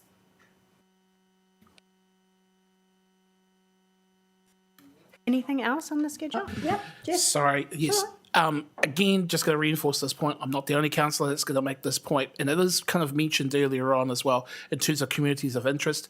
Obviously, those who have accessibility challenges, and how can you illustrate examples of how we are, as a council, going to remove those barriers to entry? Yeah, so in the first instance, through our city partnerships team, we will reach out to Your Way Kia Roha and chat to them about the best way to work with their communities. Video submissions, again, will be something that we will be promoting. You don't need to leave your house to do that. We can assist with that process. So we're really going to take the lead from our community groups on what they need, what access they need. In terms of general accessibility with translations, we'll be utilising our community champions again. So, for example, last time with the Multicultural Council, we gave them key messages and they actually put that through their channels, translated themselves. So we'll be agile in how we do that alongside our partners. Mike?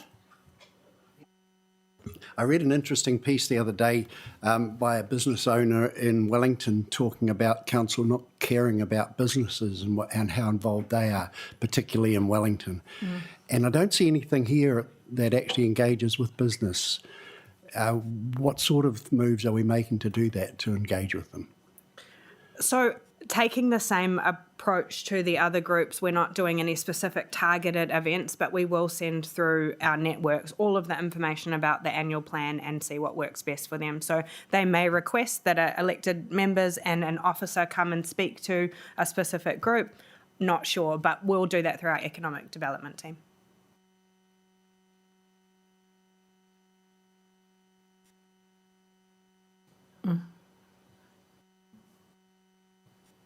Okay. So in terms of communication, we will be utilising Engagement HQ. That's where people can ask questions. We can upload videos.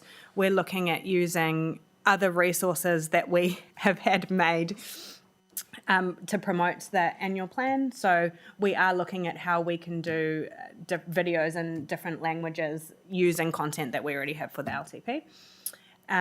We will do a press release following all of our meetings. We will also have a trifold brochure similar to the LTP with key messages. So noting that the consultation document, we have tried to make it as simple as possible, but we'll have a snapshot of all the key issues as well. And you'll have hard copies for people? Of course. At the libraries? Of course, yeah. Hard copies. So are there any general questions about the consultation approach or anything that we should consider changing? Kylie? No, there's nothing I think that you should consider changing, but I guess as well keeping in mind that recently we lost Steve, and he was a huge part of the consultation and engagement, particularly in our Mayoral strategy. So I just want to make sure that that doesn't drop off and we keep that in mind throughout the whole consultation. I do realise he's big shoes to fill, but I just wanted to make that point. We just still remember that that is also a focus. Absolutely agree. So that is just outlining the next steps. You will receive the document to formally approve on the 13th of March. We open for consultation on the 20th. That is in line with other councils in the region, give or take a day, either side. So with that, I'm going to hand over to Finance. Yeah.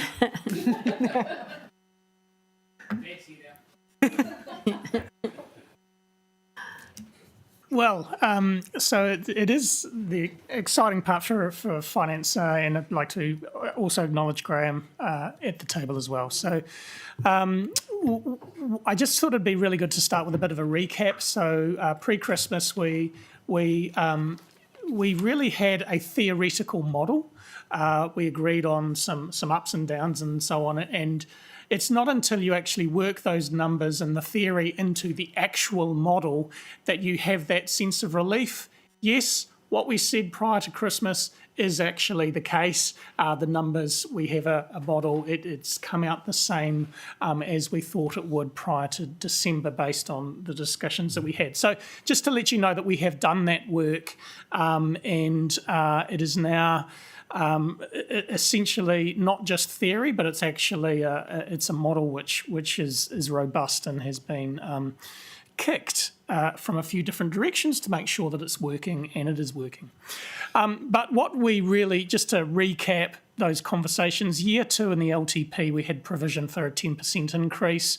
We came to you in pre-December and we said, look, we've identified 5% of cost pressures, but we've also identified opportunities to reduce the rates increase so up 5 but down by 8.25. So the net effect of that up and the down was a suggestion that we move to 6.75, down from the 10 that is in the LTP. A little bit more detail on this slide about what the 5% up and the various downs related to. So cost pressures, we significantly seem to be facing more on the roading maintenance contract than earlier planned for. We know that as time progresses, we're knowing more about what's going on with the Three Waters transitional costs. And there's still a kind of a question mark around what the regulatory change that the government have been, discussing, what impact that is on us. So we've allowed for a 5% in those three general categories. Financial parameters, so one of the things that we've been able to bring down, things like the interest rates. So, we've seen a decrease in interest rates when you factor those in, given our large debt book, that does make a difference. But included in there are some assumptions around the depreciation funding and so on. So that's the largest decrease, actually. The next one, operational savings. We have spent a lot of time looking right across council, looking at, looking under every rock that we could possibly imagine, trying to find those potential savings to make sure that we're as efficient and as optimised as we possibly can be. And then the other one is we've really looked at our capital program. Now, some of that, it's as a result of, Waka Kotahi's emphases and then also looking at what, council emphasis is. That's not even a word, is it? What's the plural of emphasis? That word. So we've looked at that and we've really kind of applied a lens across it, which we think is appropriate. And that also has had a fairly significant impact on the rates requirement. It all flows through to rates eventually. So that's to get to the 6.75, which we kind of talked about pre-Christmas. On this one, I've added in graphically what the consultation items, what kind of a difference they make to the rates increase. So 0.82%. We had a bigger list pre-Christmas. We whittled it down to the items that we thought would be best to go out to consultation with. This is graphically representing what, the orange there, the difference between 6.75 and 5.93. There's a little bit more about each of those items that we did discuss about in the consultation discussion. So, the first one, Councillor Johnson, you mentioned the major investment fund and Chamber of Commerce. So that's in the. No, okay. If those savings are made, 170K. Just a clarity, I think you were talking about what actually is the major investments program. What it covers. Just to remind you that it's a funding source that can be applied to by external agencies to help them put on an event. It's not a council event. So the council events like Waitangi Day, Anzac Day, and that's not funded out of this particular fund. I just want residents to be clear about that. Yes. And perhaps just... Yeah. I've got a draft of the consultation plan, and I think it's much better said in here than what an accountant has here. So I apologise. But Jeff's got a question in here as well. It is related to the previous point, which I think, notwithstanding the wordsmithing that's happened in the formal document, and not to reinforce your self-deprecation, I guess So he got it. The issue, I think, maybe in terms of how we communicate this, is actually to highlight what events have happened last year and the previous year. Let's list them as examples of what have been there, so that people have a tangible connection, which is what I think Councillor Johnson is alluding to. Yep. It's a good point. Yep. Oh, yes. Sorry, Josh. No worries. Just in terms of how the information will be presented through consultation, I just want to say this is all really, really good information, and it would be good to have it in there. And I'm wondering if, in the way this is presented in consultation, even some of the information that you've got a little bit further on around like the specific average rating impact in dollar terms on different types of households and things like that, that's all fantastic. When we're presenting this sort of information, would it be possible to be able to say, you know, for example, in the first one, savings $170,000, rates reduction 0.17%, and then like a dollar figure of what that is as an average rates reduction? So for the mean or median or whatever thing that you use, this is what that impact would be. Is this $5, $2, $3, or whatever? And I think putting that in dollar terms, I think a lot of people look at that and go, well, you know, 0.17%, what does that mean? So the information, I think, is all in here, and it's really good. It's just what we're putting at the front in terms of how we present it. Get that. I know. Ross, you're screwing your face up. Isn't we can add as much as we like. I mean, I'm not sure how useful it is to people when you can actually, the figures are there at the back. They're explained, aren't they?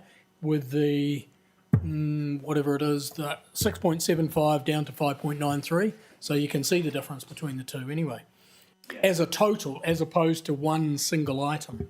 Yeah. Because you just minimalise these things and people say, oh, we'll just continue with them. If I could just speak Yes, to that please, Josh. very quickly, I think the problem is how many people are going to read those figures. I suspect the ones that get right to the back of the document, you might be able to count them on your fingers.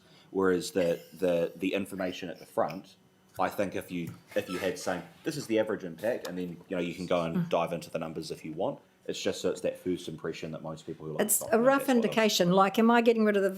If I choose the pool, is that $5 on my rates, or is that $2, $20? That's where I think he's getting at. Yeah. All of these figures will be quite small, and that does mean that most people will think, oh, if that's all it is, we won't bother. But it is the combined effect of all of our activities. So it depends what you are trying to achieve here. But do you have some idea of a rough figure per household? Oh, Jim is. Sorry, Jim. The chair. Music before. Okay, it depends on how you want to look at it, but a change in a weekly rate, and a lot of people think about weekly costs, right, because they're paying often quite frequently. So if you get down to if we take all of them together, things that we're going out to consultation on, thank you. You're talking about $6, $6 to $7 a week. And I will add, we have talked about 6.75 later on in the presentation. I'm just going to expand, the thinking around that, because that is an average number, and it is very much, impacted by the type of ratepayer, rural, commercial, residential, your valuation, and your, the suburb, etc. So it becomes a little bit awkward. We could say for the average ratepayer, it's, $3 or whatever it is, but I hadn't quite finished. Sorry, I've got this. Sounds like me and Tag Team Ross. Yes. This is an important point, because in the consultation document, which I have in front of me, I wasn't quite right. So it's 6.75% increase. The change in the weekly rates would lift by $6.71 on average per household. Is that right? Yes. Graham, roughly? If you go to 5.93%, they increase by $6.32. So the difference is tiny. Oh, minimal. Okay, so you really don't want to go down to the individual components, because it's not really that helpful. Yeah.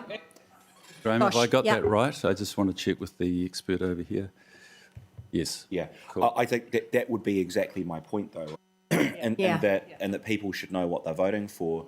If you say to someone, "Well, we could cut the major events fund to save on your rates," they might say in abstract, "Well, yeah, my rates are too high. That sounds like a good idea." But if you're saying we can cut the major events fund and it's going to save like 50 cents off your rates a week, whatever it's going to come out to be, they might go, "Oh, well, that's not the point." And that's actually an informed decision. That's good. Yeah. So Yeah. I think if it is coming across as very small, then actually it's important that people know that.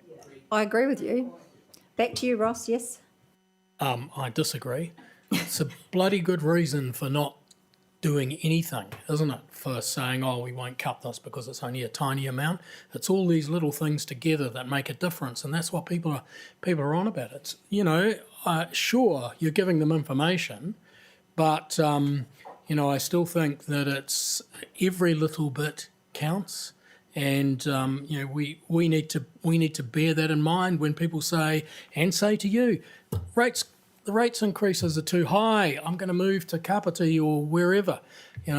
Those things are important. We should bear those things in mind when we're looking, because then it's a reason for us not even looking at these sorts of things, saying why bother? Kathleen, then. Can I? Hold on. You're still going. Sorry. I have a question. As well as proselytisation. Yeah. I usually leave that to you, Jeff, but that's all right. Much more eloquent than I am. The parking rate increase, how do you calculate that adds $250,000 in revenue when it's only going up by, what is it? How many percent?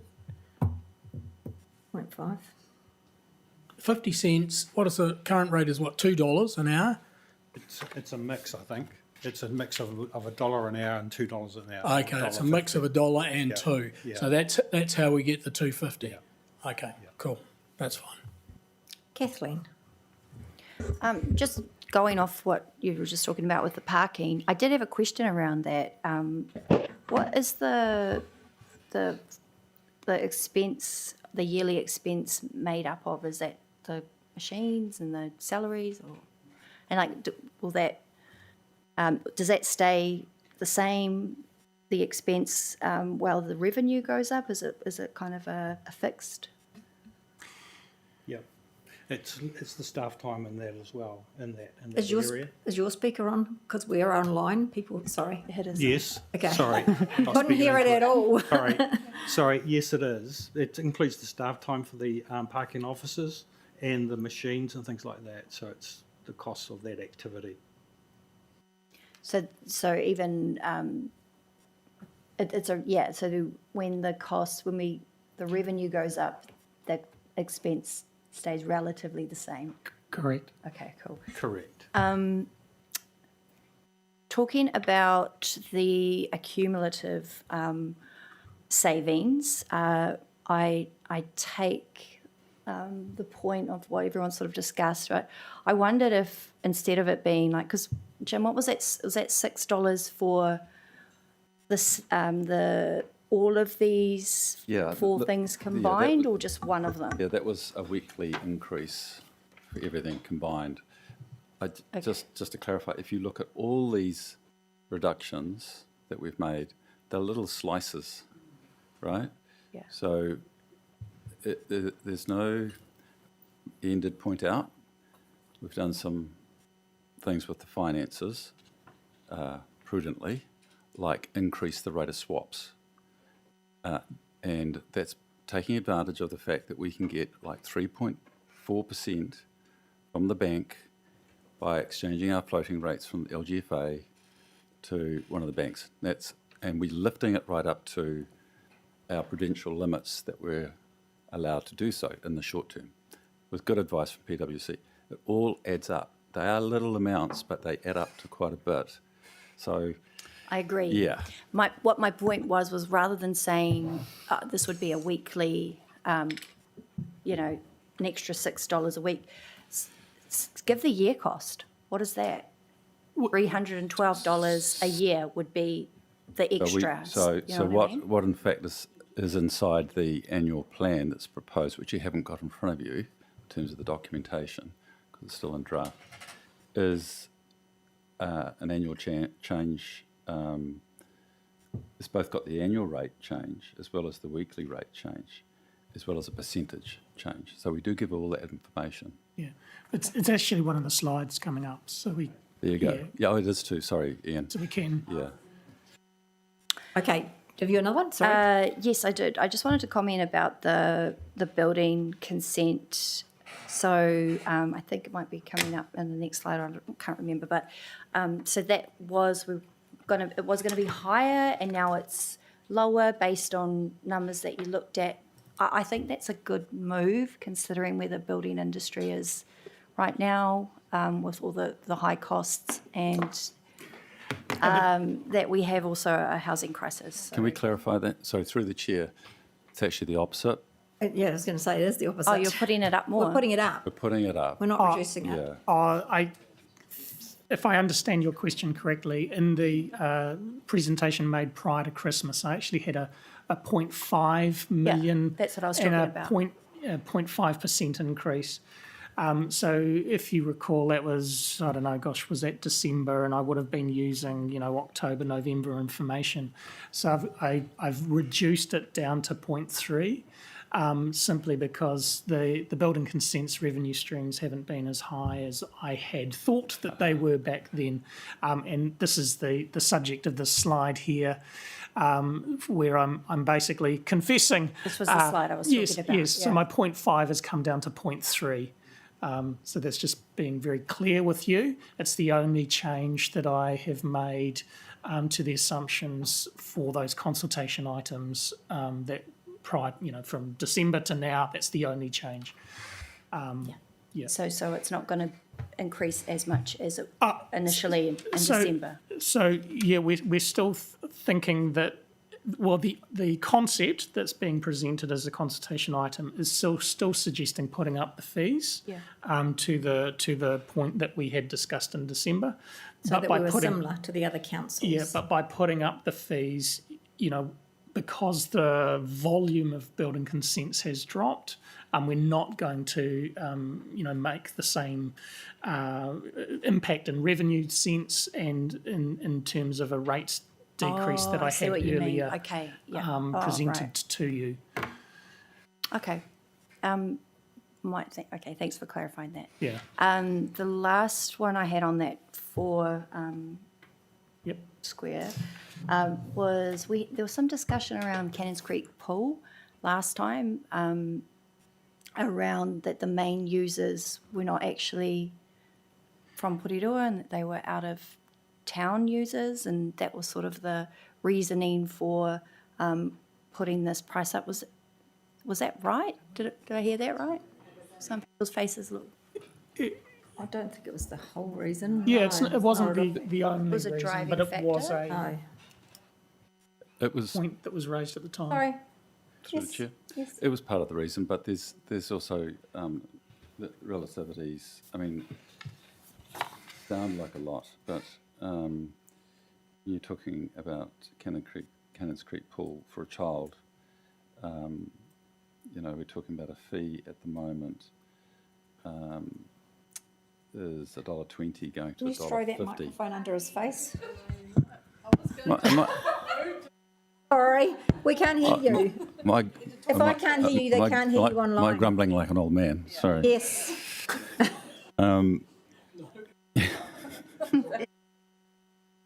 Start that again, Jim, because online can't hear you either. Yes. Okay. Sorry, councillors.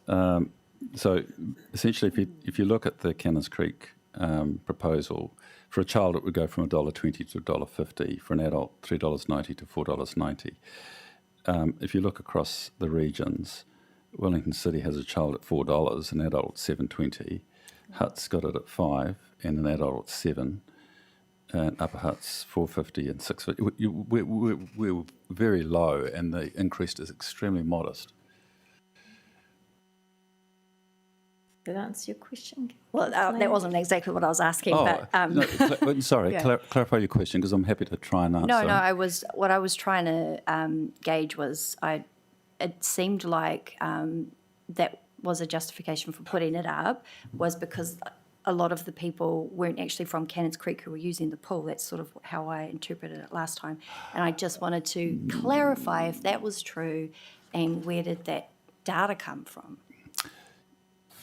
Right. So, I mean, Ian, help me out here, but we've done some analysis around some of the swim school, for example, and we know that we are not covering our costs to the levels that we thought we were. So some of it is about ensuring that we try and better recover the amount that we should be recovering in line with our rating policy. So, Ian, any further thoughts on that? Only to suggest that actually those points were written by the management of the pool itself. So I'm presuming they must have some kind of a survey or some kind of a way of gauging where, their clientele are coming from. It was the swim school. Swim school / Cannons Creek pool management who prepared that. So I have no reason to doubt that that was a claim and it's a valid claim. Okay. I got Jeff, Josh, Kylie. You've actually raised the point that I was actually wanting to get to, which was around the rating policy. Now I'm hearing commentary that from officers that talks about, with regards to things like the pool, that this is in reaction to the in the LTP we reconfirmed our rating policy, revenue policy rather, and that had a band of funding that comes from user and a funding that comes from ratepayers. I'm understanding now that the amount that's coming from users does not mean that we are fitting inside the band for the contribution currently. I'll confirm with Ian, Graham, but no, we're still within the band. Correct. Right. So the justification, any justification for in terms of revenue from fees would still be sitting inside the band under status quo. Correct. Correct. That's a point that I'm going to come back to during deliberation on this item later on. Josh. Thank you. I just wanted to clarify that this $6 a week figure that we're talking about, to clarify that's not the proposed impact of what we're consulting on, is it? That $6 a week figure is roughly going to be the average increase based on the projected rates, regardless of whether or not those things happen. I just want to make sure my understanding of that is correct. You're after. Could I come to that in a couple of slides? We've got it on. Yeah. We've got it in a slide. Okay, cool. Yeah. I think it'll be quite clear. We can talk it through it with it in front of us. Yeah, no, that sounds good. I think there was just some confusion around it, but I'll have a comment on that when we get to it. Yep. Kylie. Sorry, just to come back to the increase the Cannons Creek pool charges, with not covering the operating cost, is that because or somewhat to do with the decline in the schools that are attending now versus before? I think it's the costs of running a pool of that size and significance. It's what is it, $1 million, 1.5 million or something? Yeah. 1.6 million per annum. That's a lot of money to charge in, child entrance. So we have always allowed for some rates, subsidy in that space. But it's how much rates subsidy, there's that question. How much is too much, how much is too little? There is no right or wrong answer here. It's about finding. Can I just add a point that these are we're talking about these as consultation items. So council's not making a decision until the final annual plan. So we're just trying to engage with the public about trying to reduce the rates with some items which can be done, and then to get the feedback, and then you can make a decision at the final. So it's just remember it's a consultation item. Another one, Kylie? Yep. Sorry, absolutely. But also it's important that as councillors we understand this information so that when we do go to these consultations, and if some of us, if we do, that we know all the information. Yep. Okay. Okay, so we've talked through this slide. So really that was a recap, and now I just kind of want to work through the so what. So what does this actually mean as you look at those three things there: rates, accounting surplus, and balanced budget? And so this is where we get into the real finance space. So here's a this will be in a much more expanded version in the actual consultation document, but I just really thought I'd whittle it down into three of, say, the largest categories, so residential, rural, less than 50 hectares, and commercial. And so here you can see in the 1, 2, 3, fourth column, or third and fourth column of numbers anyway, that's what the 6.75% average increase looks like. And then the last two columns are what the 5.93% average increase, as if all of the consultation items were successful, what that would look like. And so you can see actually from, there's the way the maths has worked, the way that the differentials work, the way that the fixed versus variable, targeted versus general, all of those types of things, when you put them into the model, this is how it's come out. So it's a looking at it, the residential, between 6.55 and 7.676, sorry. Whereas, something like the commercial, 2.84 to 5.35. So that this is literally just how the numbers have come out of the model. You can see that the average increase on the grade columns, so for residential, that top line, it's gone from 7.76 down to 7.26. So 0.5% you're talking for somebody in that kind of lower quartile residential band. So ups, downs, but averaging 6.75. I'll just move to this one, which actually provides a little bit more detail than the first one, but we can always go back to that if you want. So this really is focusing or honing in onto the residential segment of our ratepayer base, and it's working across from the areas with the lower house capital value right through to the higher capital value. So you can see if we concentrate on the first section, if you like, which is the 6.75. The estimated rates, if we look at the blue section, I guess, in particular, so for Waitangi-Rua, Cannons Creek, the first column, the estimated rates for 25-26, 4,635, if my eyesight's correct, and that would be an increase of 8.14. Which, if you look at the annual and the weekly rates, you're talking about $350 thereabouts and $6.71 per week. So that's how this table is working. If we go to the extreme right, we're talking about Aotea. We're talking about a lower percentage increase in rates, but actually the way the maths works is that it's a higher dollar figure increase than they are paying in say, Waitangi-Rua, Cannons Creek. So this is kind of that chart, I think, which might be useful in informing, the earlier conversation. So you're talking about, on average, around about that $6.70 to $7.80 kind of increase per week.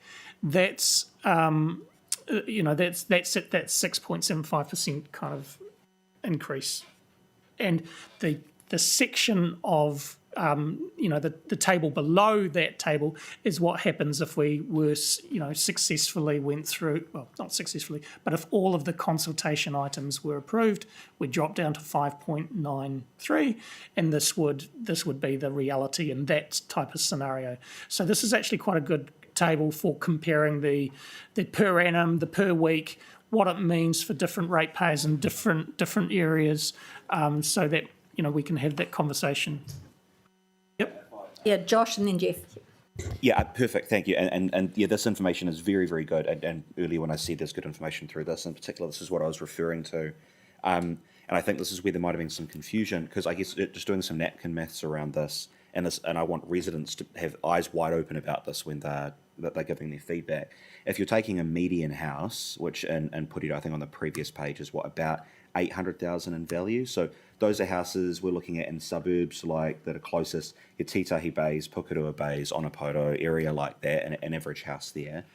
The difference between the doing everything and cutting the things that we're proposing to cut for one of those houses is going to have an average impact of about 50 cents a week is going to be that difference. And then if you break that down further to, like, say, the major events fund, which is about, I think, roughly 20% of the savings that we're looking at is that.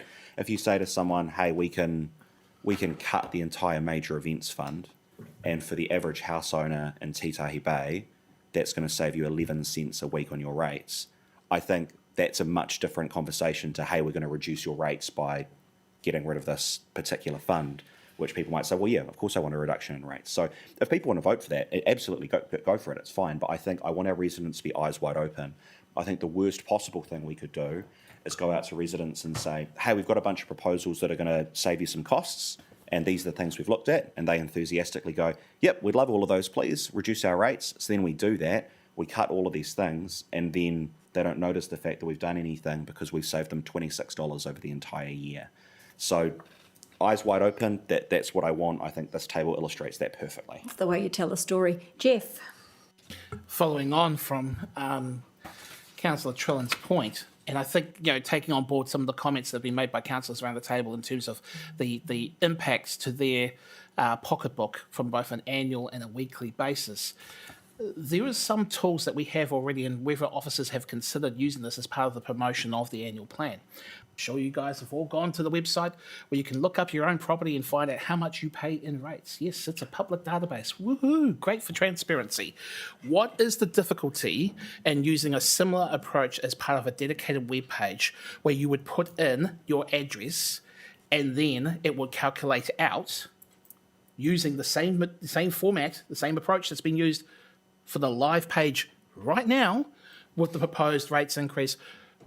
Both, you could use the two figures and show that, and then you can have that conversation in terms of a bit of showmanship, a bit of wordsmithing, saying, well, this is the equivalent of what a week, this is the equivalent of,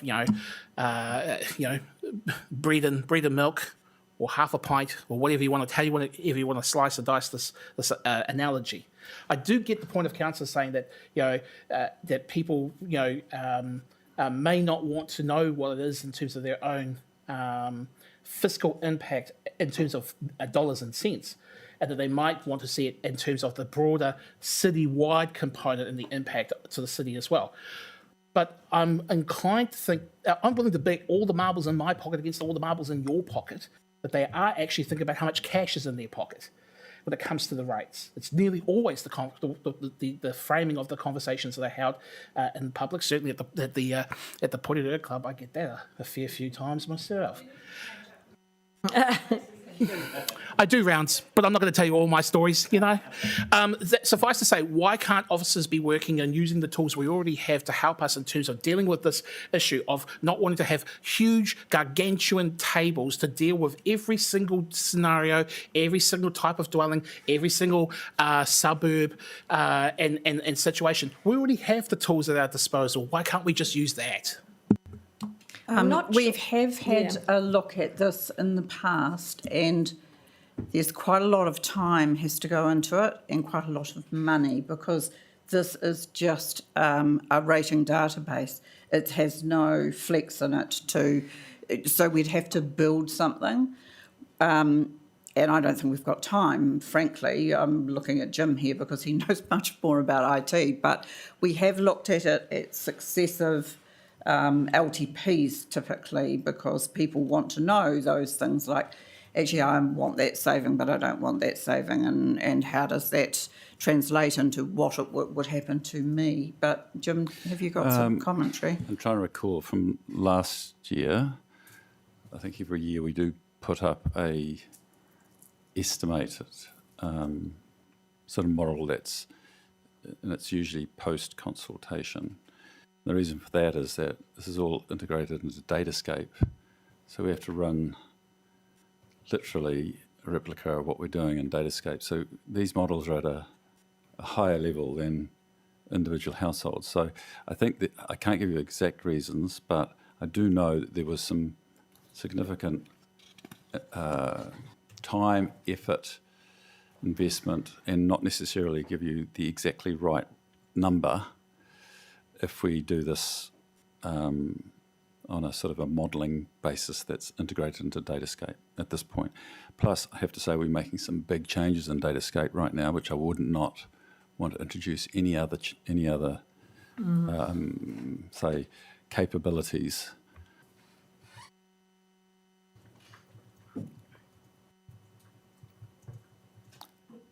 Point taken, though. Just for context, I thought this graph is reasonably interesting. So we've clumped together the 3-year rates increases across the 5 regional councils. And you'll see that, so year 1, 17.5%, obviously, that really hurt our community. But we didn't have our head above the parapet. We were very much in line with every other council here. Year 2, the solid navy blue column, we actually started, with a 10% number in our LTP for year 2. Actually, that was, lower than every other council in the Wellington region. So by us moving down to the dotted red line, we are. It's a great news story. I am saying that it's a great news, but it's actually also, when you do this comparison work, it's actually really good that we can do that. Yes. Question. Yeah, Ross, sorry. I think we're kidding ourselves because our rate base starts from a much higher position than some of the other ones. So really it's a false comparison, and we're only comparing, LTPs. We haven't got in there, if you want it to be really fair, what other councils' proposals are coming out at, which may be less than 6.75%. So, correct. Let's not pat ourselves on the back too much. I mean, it's great, it's fantastic, which is why, I want to see them even lower still as opposed to 6.75 because, again, I say, don't kid ourselves. We're starting from a much higher base than other councils. So we are starting higher, but over the last 10 years at least, we used to be something like second or third highest in the country in terms of rates for comparative house value. We're drifting back into the pack. So it is much higher, is perhaps not quite as true as it once was. Having said that, I completely accept that 6.75 5 years ago we would have thought was unacceptable. So I accept that this, if people paying this is not a great news story, and they will remember when they were going for a 2% rates rise or similar. So I guess we're just trying to give comfort that we haven't got our heads above the parapet here. We are travelling, with the whole sector actually has got some astronomical increases. And I had to do a check with my colleague CEs. Some of them are bringing back some of those numbers, not by a lot though, is my recollection. You possibly know more, Ian. Yeah, no comment. And of course, none of us have, it all will be revealed when people's consultation documents come out, actually. So these numbers shift around a lot, even late in the piece. So, good caution. What we're getting asked a lot at the moment is the revaluations. So that's really playing out. We're not saying when. So it should be next year, the revalue. I'm assuming revaluations are being done. No, but it doesn't hit the rates till next year. So but we actually need to tell people that, because the confusion online and everyone screaming is not helping tying into it. So they're all saying our valuations have dropped, or have in our councils. And we sort of haven't mentioned anywhere that revaluations are happening. Yep. And through the chair, there's a in Wellington actually, they've done the revaluations, and they've put a note out which actually articulates that even though your valuation's gone down, has it gone down below the average valuation? Because that's the only time you're going to get That's right. an advantage on your rate. So there has to be some quite careful articulation of that. So just because they come down doesn't mean anything, because it's an allocation Totally basis. agree, but people don't understand that. No, and I think No, they don't. And they probably do need to understand when our valuation cycle It's due. Mm. They really do need to know that. It's probably being Because done I'm slightly now. hazy on it. Yeah. Through the chair, the other point I would like to make, to Ross's point actually, is that we're talking about 6.75% in an environment when inflation's running around 2 to 3%. It's the non-tradable inflation, which is what we contribute to, which is up around 5%. So this is significant even at that level. Yeah. Thank you, Kylie. Yeah, sorry, it was just clarification because I think the last one was supposed to have been done in October 2022, but we didn't get them till April the following year. So is that going to be the same for our residents this year, that it's due October 2025, but they're not going to get them until next year? Is that correct? That's what I'm saying. It'll be year 3. Sorry? It's not next year, it's the year after in terms of rate impact. They'll come through over the next, up till March next year. Yeah, okay, so then it is... And it'll be the rating impact is on the further year. So that's Not July 26, you're saying July 27. correct, which is year 3 of our LTP. Okay. This is, we're talking about the annual plan is for year 2 of the LTP. Yeah, which stays within the... So we've got the issue, Wellington's like probably coming down, but we've got the issue in Porirua that ours are still way up than what they should be. And people are like, well, how come ours are so up? How do we, change it at the next, Well, But that's Jim's point, Yeah. Is that it doesn't matter as long as we're all valued at the same time on the same basis. It's relatively, reasonable, or, I hesitate to say fair. When they are all done at the same time, your rates only go down if if the decrease is more than the average. So, Thank you. So, look, I mentioned, there's 3 different things that I'd really like to look at as part of this consultation process. So, we've looked at rates. The second one is just what impact what we're proposing here has on our accounting surplus. So accounting surplus is what, accountants get excited about. It is in the annual report. It is kind of one of those metrics that we're judged on. It's what external auditors, EY, will come and, review and digest and analyse and figure out what's going on. So this is an important metric. We started out in the LTP year 2 with a net surplus of 19.177 million. And through all of these various oranges and greens, and the oranges are downs and the greens are ups, we get out to a result which is still a positive number. It's $6.5 million. It's still an accounting surplus. It's still a positive result, if you like.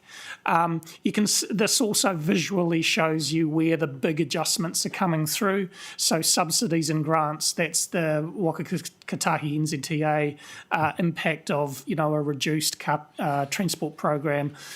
You can see the first orange there, the rates. That's the expected decrease in the amount of rates revenue that we're going to get.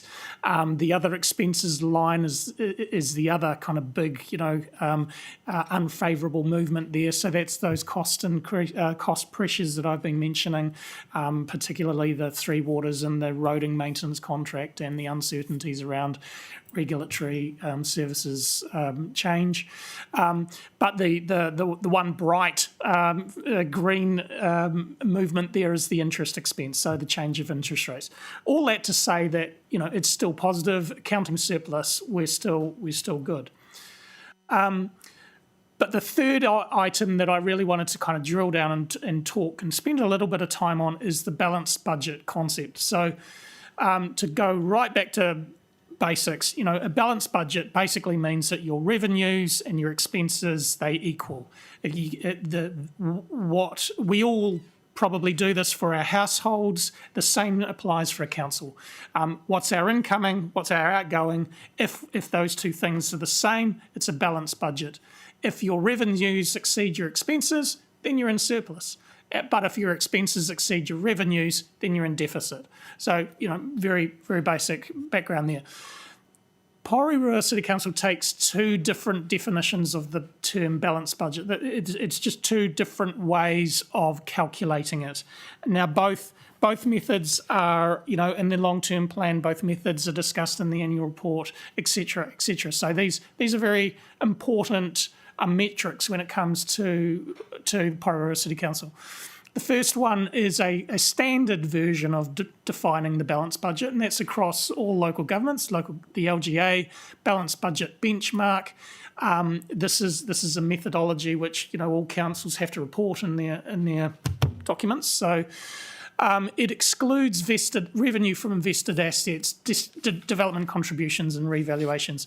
Effectively, it's taking out all of the non-operational stuff from the calculation. So it's really just kind of stripping it back to an operational balanced budget, if you like. The PCC balanced budget, we've actually taken it slightly further than that, and so therefore it's actually a little bit harder to achieve than the LGA one, but we've stripped out the NZTA capital subsidies, the gains on disposal, and the software as a service. These are things, this is a recap, this is just as per annual report, financial strategy, long-term plan. But there are two methods, what I'm saying is two methods of calculating balanced budget. Why I'm just spending the time on this and making sure that you're quite aware of everything that's being suggested as part of this draft is that there is a negative impact on both. Whichever way you calculate or choose to calculate the balanced budget, it's a negative impact. Obviously, we're decreasing revenues and we're noticing some cost pressures. It's not going to have a good, impact on the balanced budget, and it doesn't. So the LGA, you can see there, we had budgeted in the LTP somewhere around about the $9 million mark. This should have draft at the top of that column, draft annual plan, is currently showing as a negative 3.5.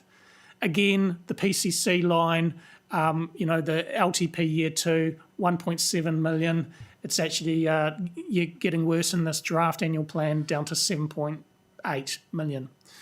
So what does that mean? Well, I just wanted to step back, and I've put this slide in. It's basically a copy and paste straight out of the LTP when we were considering that. We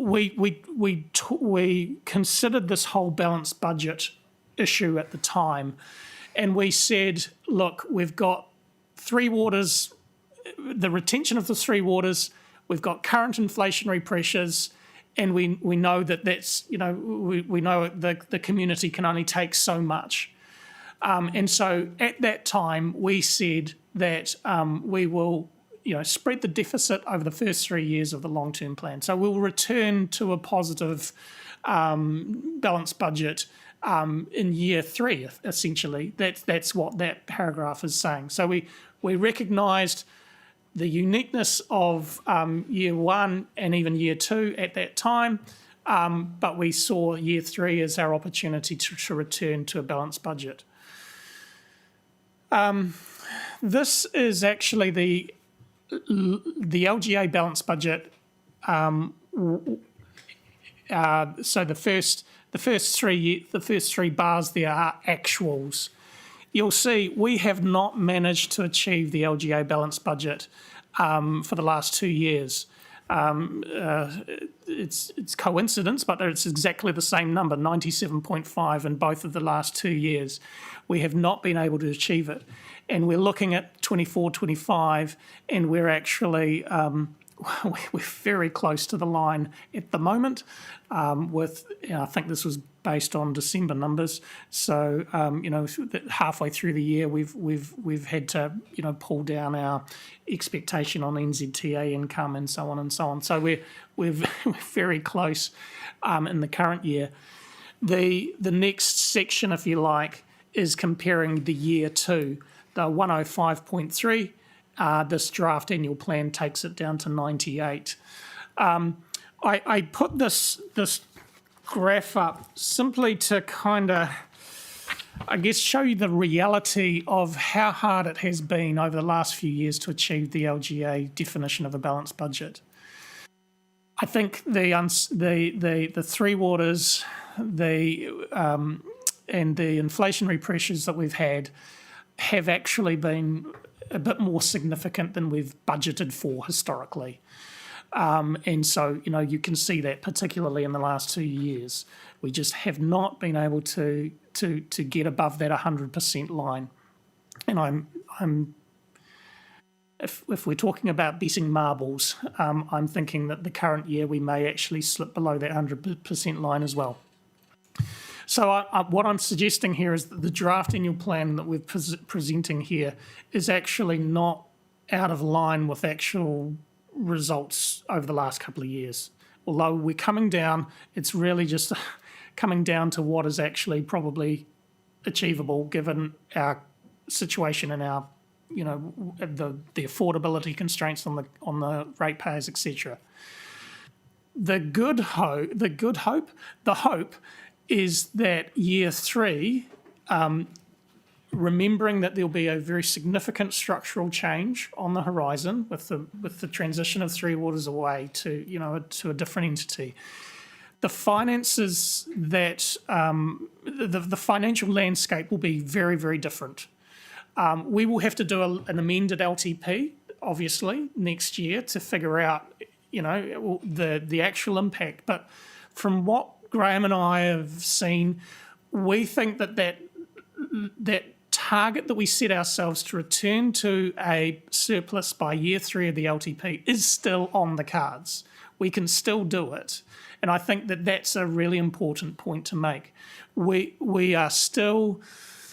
It's to be confirmed as part of the amended LTP process, but I think we are still on track in that year three with the structural change that we have coming. We are still on track to achieve that balanced budget in year three. It's just year two with the draft numbers. We're going to kind of have to suck it up and for one more year, and that's just, I guess, my main message here. I'm not sure. I hope I've explained that appropriately, but the intention that we had in the LTP to move to 105, given the decisions that we've made, is not attainable. We're going to achieve a 98 or thereabouts instead. Is there any questions at that point? Tracy has a question. Sorry. No, could I just go back? Is that legitimate? Do I need to try and... No, he is joking, He's Tracy. joking? Okay. Oh, you don't Okay. either. Ross. Sorry, You're not sorry. I'm here. You're allowed to ask the question. This is not going into the consultation document, is it? No, but it is something that I think needed to be Oh, no, look, I discussed. appreciate that you've discussed it. I was just, people's eyes glaze over around here. You can imagine what... No, well done. Thank you for explaining. I'm surprised we're at 98.5, actually. But. Yeah, I just feel that it would be not appropriate if I did not mention this. This is the one metric which does suffer as a result of the decisions that we're making about decreasing revenues, increasing expenses. This is the one metric where it goes, Through the chair, and correct me if I'm wrong, Ian, but the way I'd summarise it is until we get structural change with Three Waters, this is our reality. A much more fluent way of saying what I've said. Oh, yeah. Yeah. Okay, I'll move on.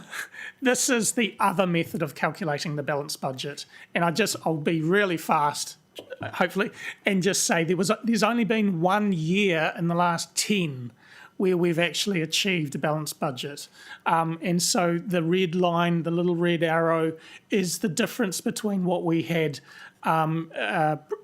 projected in the annual plan, the LTP, versus what we're projecting in the draft annual plan. So visually, it is a bit of a knock, but it's not, we've had worse, putting it in layman's terms.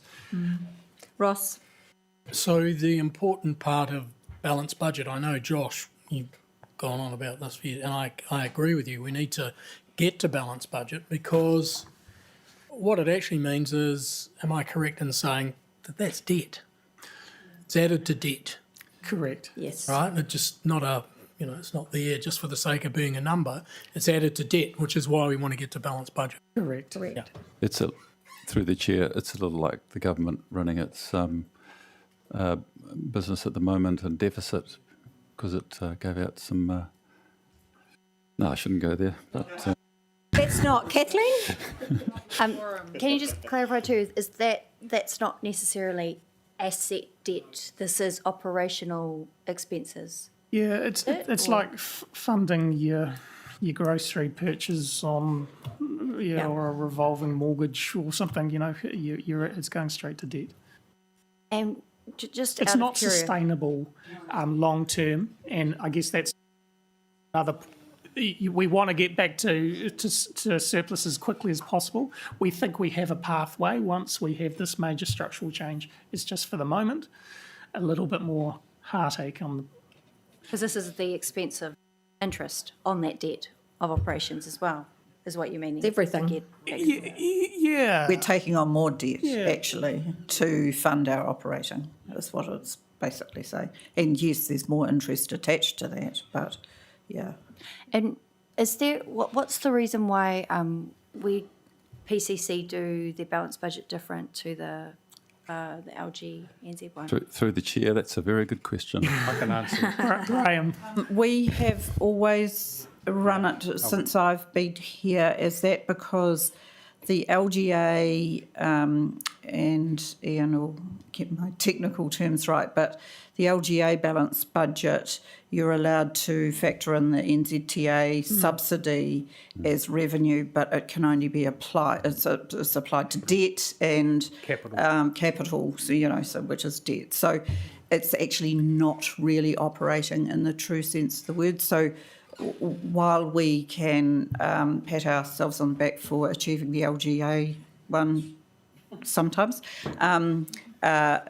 actually is still not quite accurate in terms of how you can apply those NZTA funds. So just so I understand I'm clear about what you just said, it's because the LG, what is it? LGA. LGA. Oh, NZ. So that includes the assets for the capex as well as OPEX for the roading, whereas this one is trying to just have operational. Do you want me to explain? No, the LGA allows you to count the capital subsidies you receive, and that comes as part of your operations. But what we excluded is because those capital subsidies are for capital works, not for operating works. So we exclude it for that reason. So you're getting more to what is a pure operating expense and an operating revenue. Yeah, I thought that's what I just said. Okay, good. Thank you. Yeah. Jeff? When we get to, at some point, someone's going to explain to me as well with regards to that gap between projected and actual, of that gap on balanced budget, if it is improved or not improved by the consultation items that we have for the annual plan. It may very much be rats and mice, but I'm assuming it's something. It will be no impact because basically the savings we make are going to give us a rate reduction. So one's going to offset the other one. Net neutral. Yes, through the chair, you need to think about this a little bit in terms of cash. sort of broadly cash accounting, not accrual accounting. Okay, so I think the last slide, yes. No, there's a couple. There's a few more. Yes, There's sorry, a few more. the last of this particular section. Look, if there are requirements, if we move outside that LGA balanced budget, benchmark, if we set up a plan, an annual plan which does not achieve an LGA balanced budget, then we have to pass a resolution accordingly. So council has to do this. So I'm just letting you know that as part of the process, we'll have to draft some wording and put it as a resolution later on as we finalise the annual plan. I think that is this particular section. Now we're moving on to the Rating policy.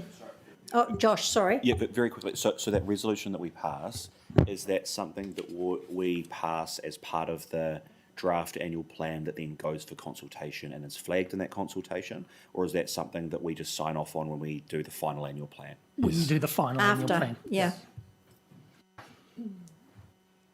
Updating on rating policy. Okay. I'll hand it over to Graham, this one. Okay.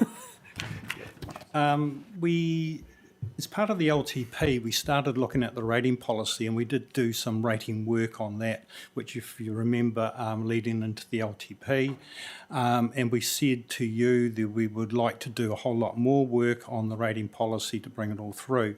Now, we have been working on that in the background, but actually this year to try and do it in amongst, with the water reform, having to consult on the annual plan and things like that, there's not really enough time to do this. So we're proposing to leave most of it until the next LTP.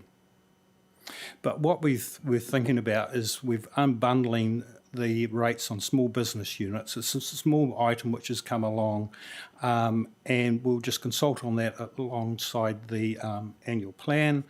It only impacts a small number of units, and I've put in here as a proposal to do this.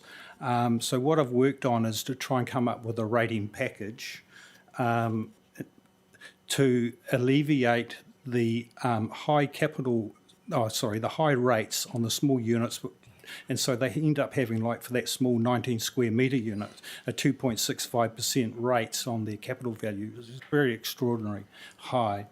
So we're only proposing to do this for units up to a size of 75 square metres, I should say, and that affects about 60 properties across the city.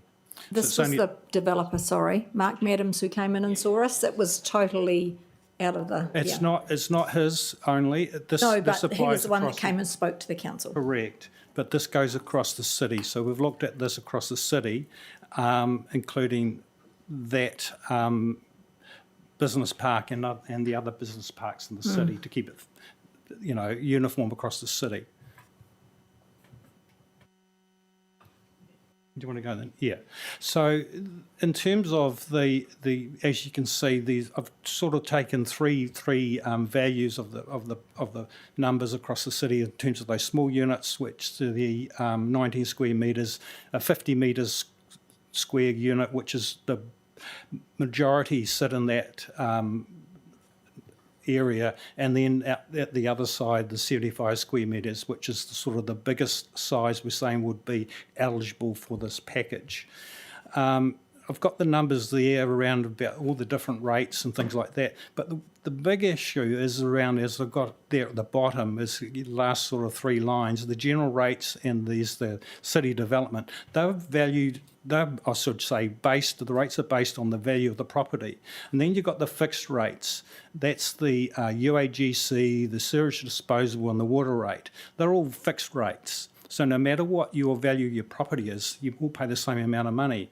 And that's really one of the big drivers of why you end up having a large rate number for the value of the property, because of those fixed rates. And you also got to remember within the general rate for the businesses, they get 3.1 differential at the moment as well.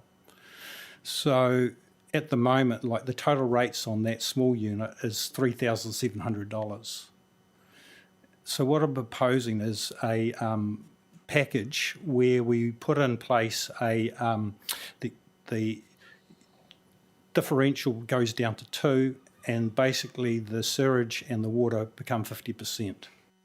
And that would reduce the rates by about 36%, as you can see there for these examples, and it brings the rates back into sort of an alignment. It's sort of 1.7% on the value of the property for the smaller ones, and 1.13% down for the larger sized properties, which would be eligible or proposed to be eligible.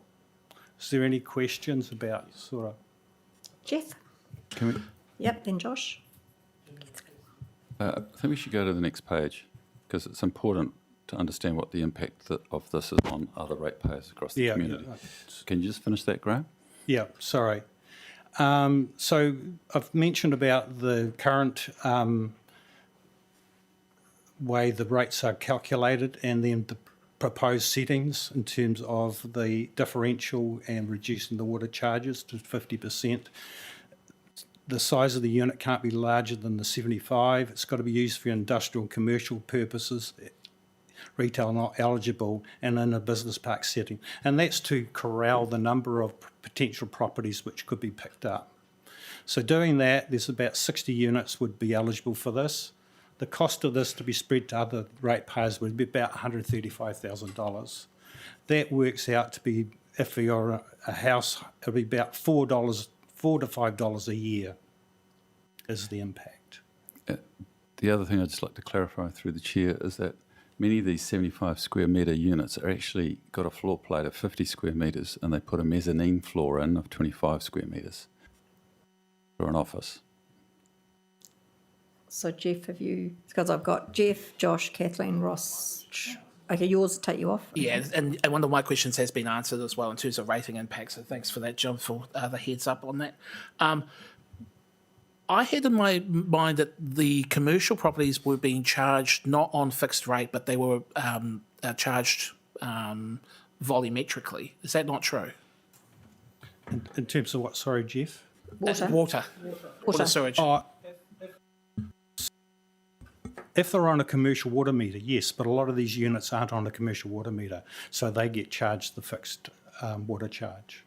I guess the potential risk I foresee with a policy where you're reducing a fixed charge, which in and of itself is inequitable because for the reasons that you've highlighted in this case, is that some sites, though small, may be a major user of water for their work.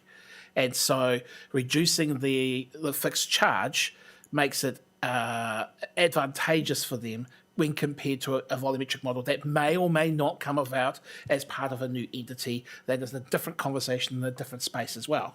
These units are small units used for commercial or small industrial, and they just basically are used by the occupier for a bathroom, a kitchen and things like that, so they're not heavily water users. Kathleen? I remember when Elsden Works came into public forum, so I'm glad to see this approach, and I just wondered if they had been in a discussion with them regarding this, or were you going to just wait for? After the public forum, we did have a couple of discussions with them to tease out this issue, and I mean, basically did expose a kind of structural problem. You've got to remember, a lot of the people in these kind of facilities they're effectively using them for storage or as a depot, they're single operators that they use it as a depot to, keep stuff in, and, so they're not high water users. They're not high anything users, but their own garage at home has just gotten a little bit too small often. So it was trying to target those new entries to the to business, etc. And so I think overall the council at public participation kind of accepted that this was an interesting issue and may become more of an issue for Porirua. So we've come back with this. It's a consultation item. It seems to us like a good thing. So, so we will bring the appropriate paper back for you to make a decision on it, but just wanted to alert you to it because it's the only thing about the rating policy that we are looking to change at this point. So wanted to give you a heads up on it. Ross? I just thought it might have been good to give some clarity to us about the sorts of businesses that are these. This is not the storage units that are, around Todd Park and things like that, is it? This is Quite different. Yeah. Yes, these are small businesses. Some of them are design offices. Some of them are tradies. Magician. There's all manner of things. I think they're truly sort of businesses that are looking for space which they can't find anywhere else, essentially, other than trying to work out of their basement. But it's a wide range of uses that these are being put to now, and it's quite interesting. I mean, there's quite a few of these parks across Wellington. I know of at least 3 others. The latest one being down in Tawa off the Granada turnoff.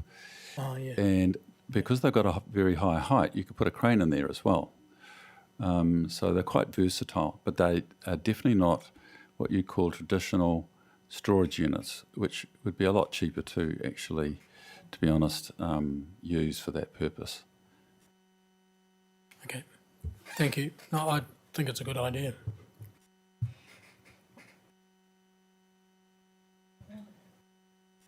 Yep, Josh? Sorry, in terms of the particular package that's been proposed here, so is this based on, like, if we copied and pasted this, what another council does, is it considered best practice? What's the thinking behind that particular package? I'll try and respond to that. We haven't actually gone out and had a look at what other councils are doing. We're saying, look, this is good for Porirua if we can attract small businesses into this environment. This is not attractive with their current rates and the current rating scheme, and it's too coarse a differential. It's refining that a little bit, though it makes it us a little bit more competitive, I think. Yeah, no, and that's good rationale. I guess for context, I would like to know what is normal and other. So my understanding from before is that the issue is that we're a bit out of step at the moment, and that the current costs on small businesses are too high comparatively. So I guess I'd just like to understand if this we could do a little bit more research. Yeah, Councillor. Are we being brought into the middle of the pack? Are we becoming a leader on this? Are we still catching up? Just for some context would be helpful. Thank you. Tracy? I think we've presented quite a good scenario for the Earlston Business Park up there, but it's not the only business park in Porirua. And I guess where my head is, and I may have fatigue, is that there's more business. There's a variety of businesses under 75 square metres, and how are other businesses going to feel like that? And how does this stand up against other storage units, for example? They're all Rykehurst? covered. They're all covered. This is So not if just they're Jotham. under that, they're all covered. Well, so the point I'm going to say is a lot of these aren't tall in height. For example, is a big advantage of Earlston. But what are coffee carts and people like that going to say? I guess Coffee carts don't pay rates. Oh, great! And it's Do you like them to? And through the chair, we're trying to avoid the residential space here, and you could have 75 square metres on one floor, or you could have 75 square metres on 2 floors. Okay. Jeff, did you want to follow that? It's answered, Jeff. I thought it was going in the direction I was going to answer my question, but it doesn't. Before I do that, though, Your Worship, just want to apologise to you. You shouldn't have to shush me while someone is talking. No, that was all right. It was your colleagues couldn't hear the others either, and it was sorry. It was in my haste to try and help a fellow councillor, but that's still not a good enough That's okay. excuse. Thank you. As to the I know. As to Remind you we're online. As to the issue, I think that may arise is that in making this carve out as well intentioned and well thought out as it can be, is that there will be other individuals who have properties that aren't that would be similar in that regard, but aren't in commercial offices, those kind of park spaces. And I'm just trying to figure out how do we communicate that distinction, because 75 square metres for a home at home office looks awfully similar to most people to a 75 square metre business park office. Through the chair, the answer to the question is that it is actually described as being in a business park. Commercial area or business park or both? I think all of the above. I think we've described Yeah. it as, yes.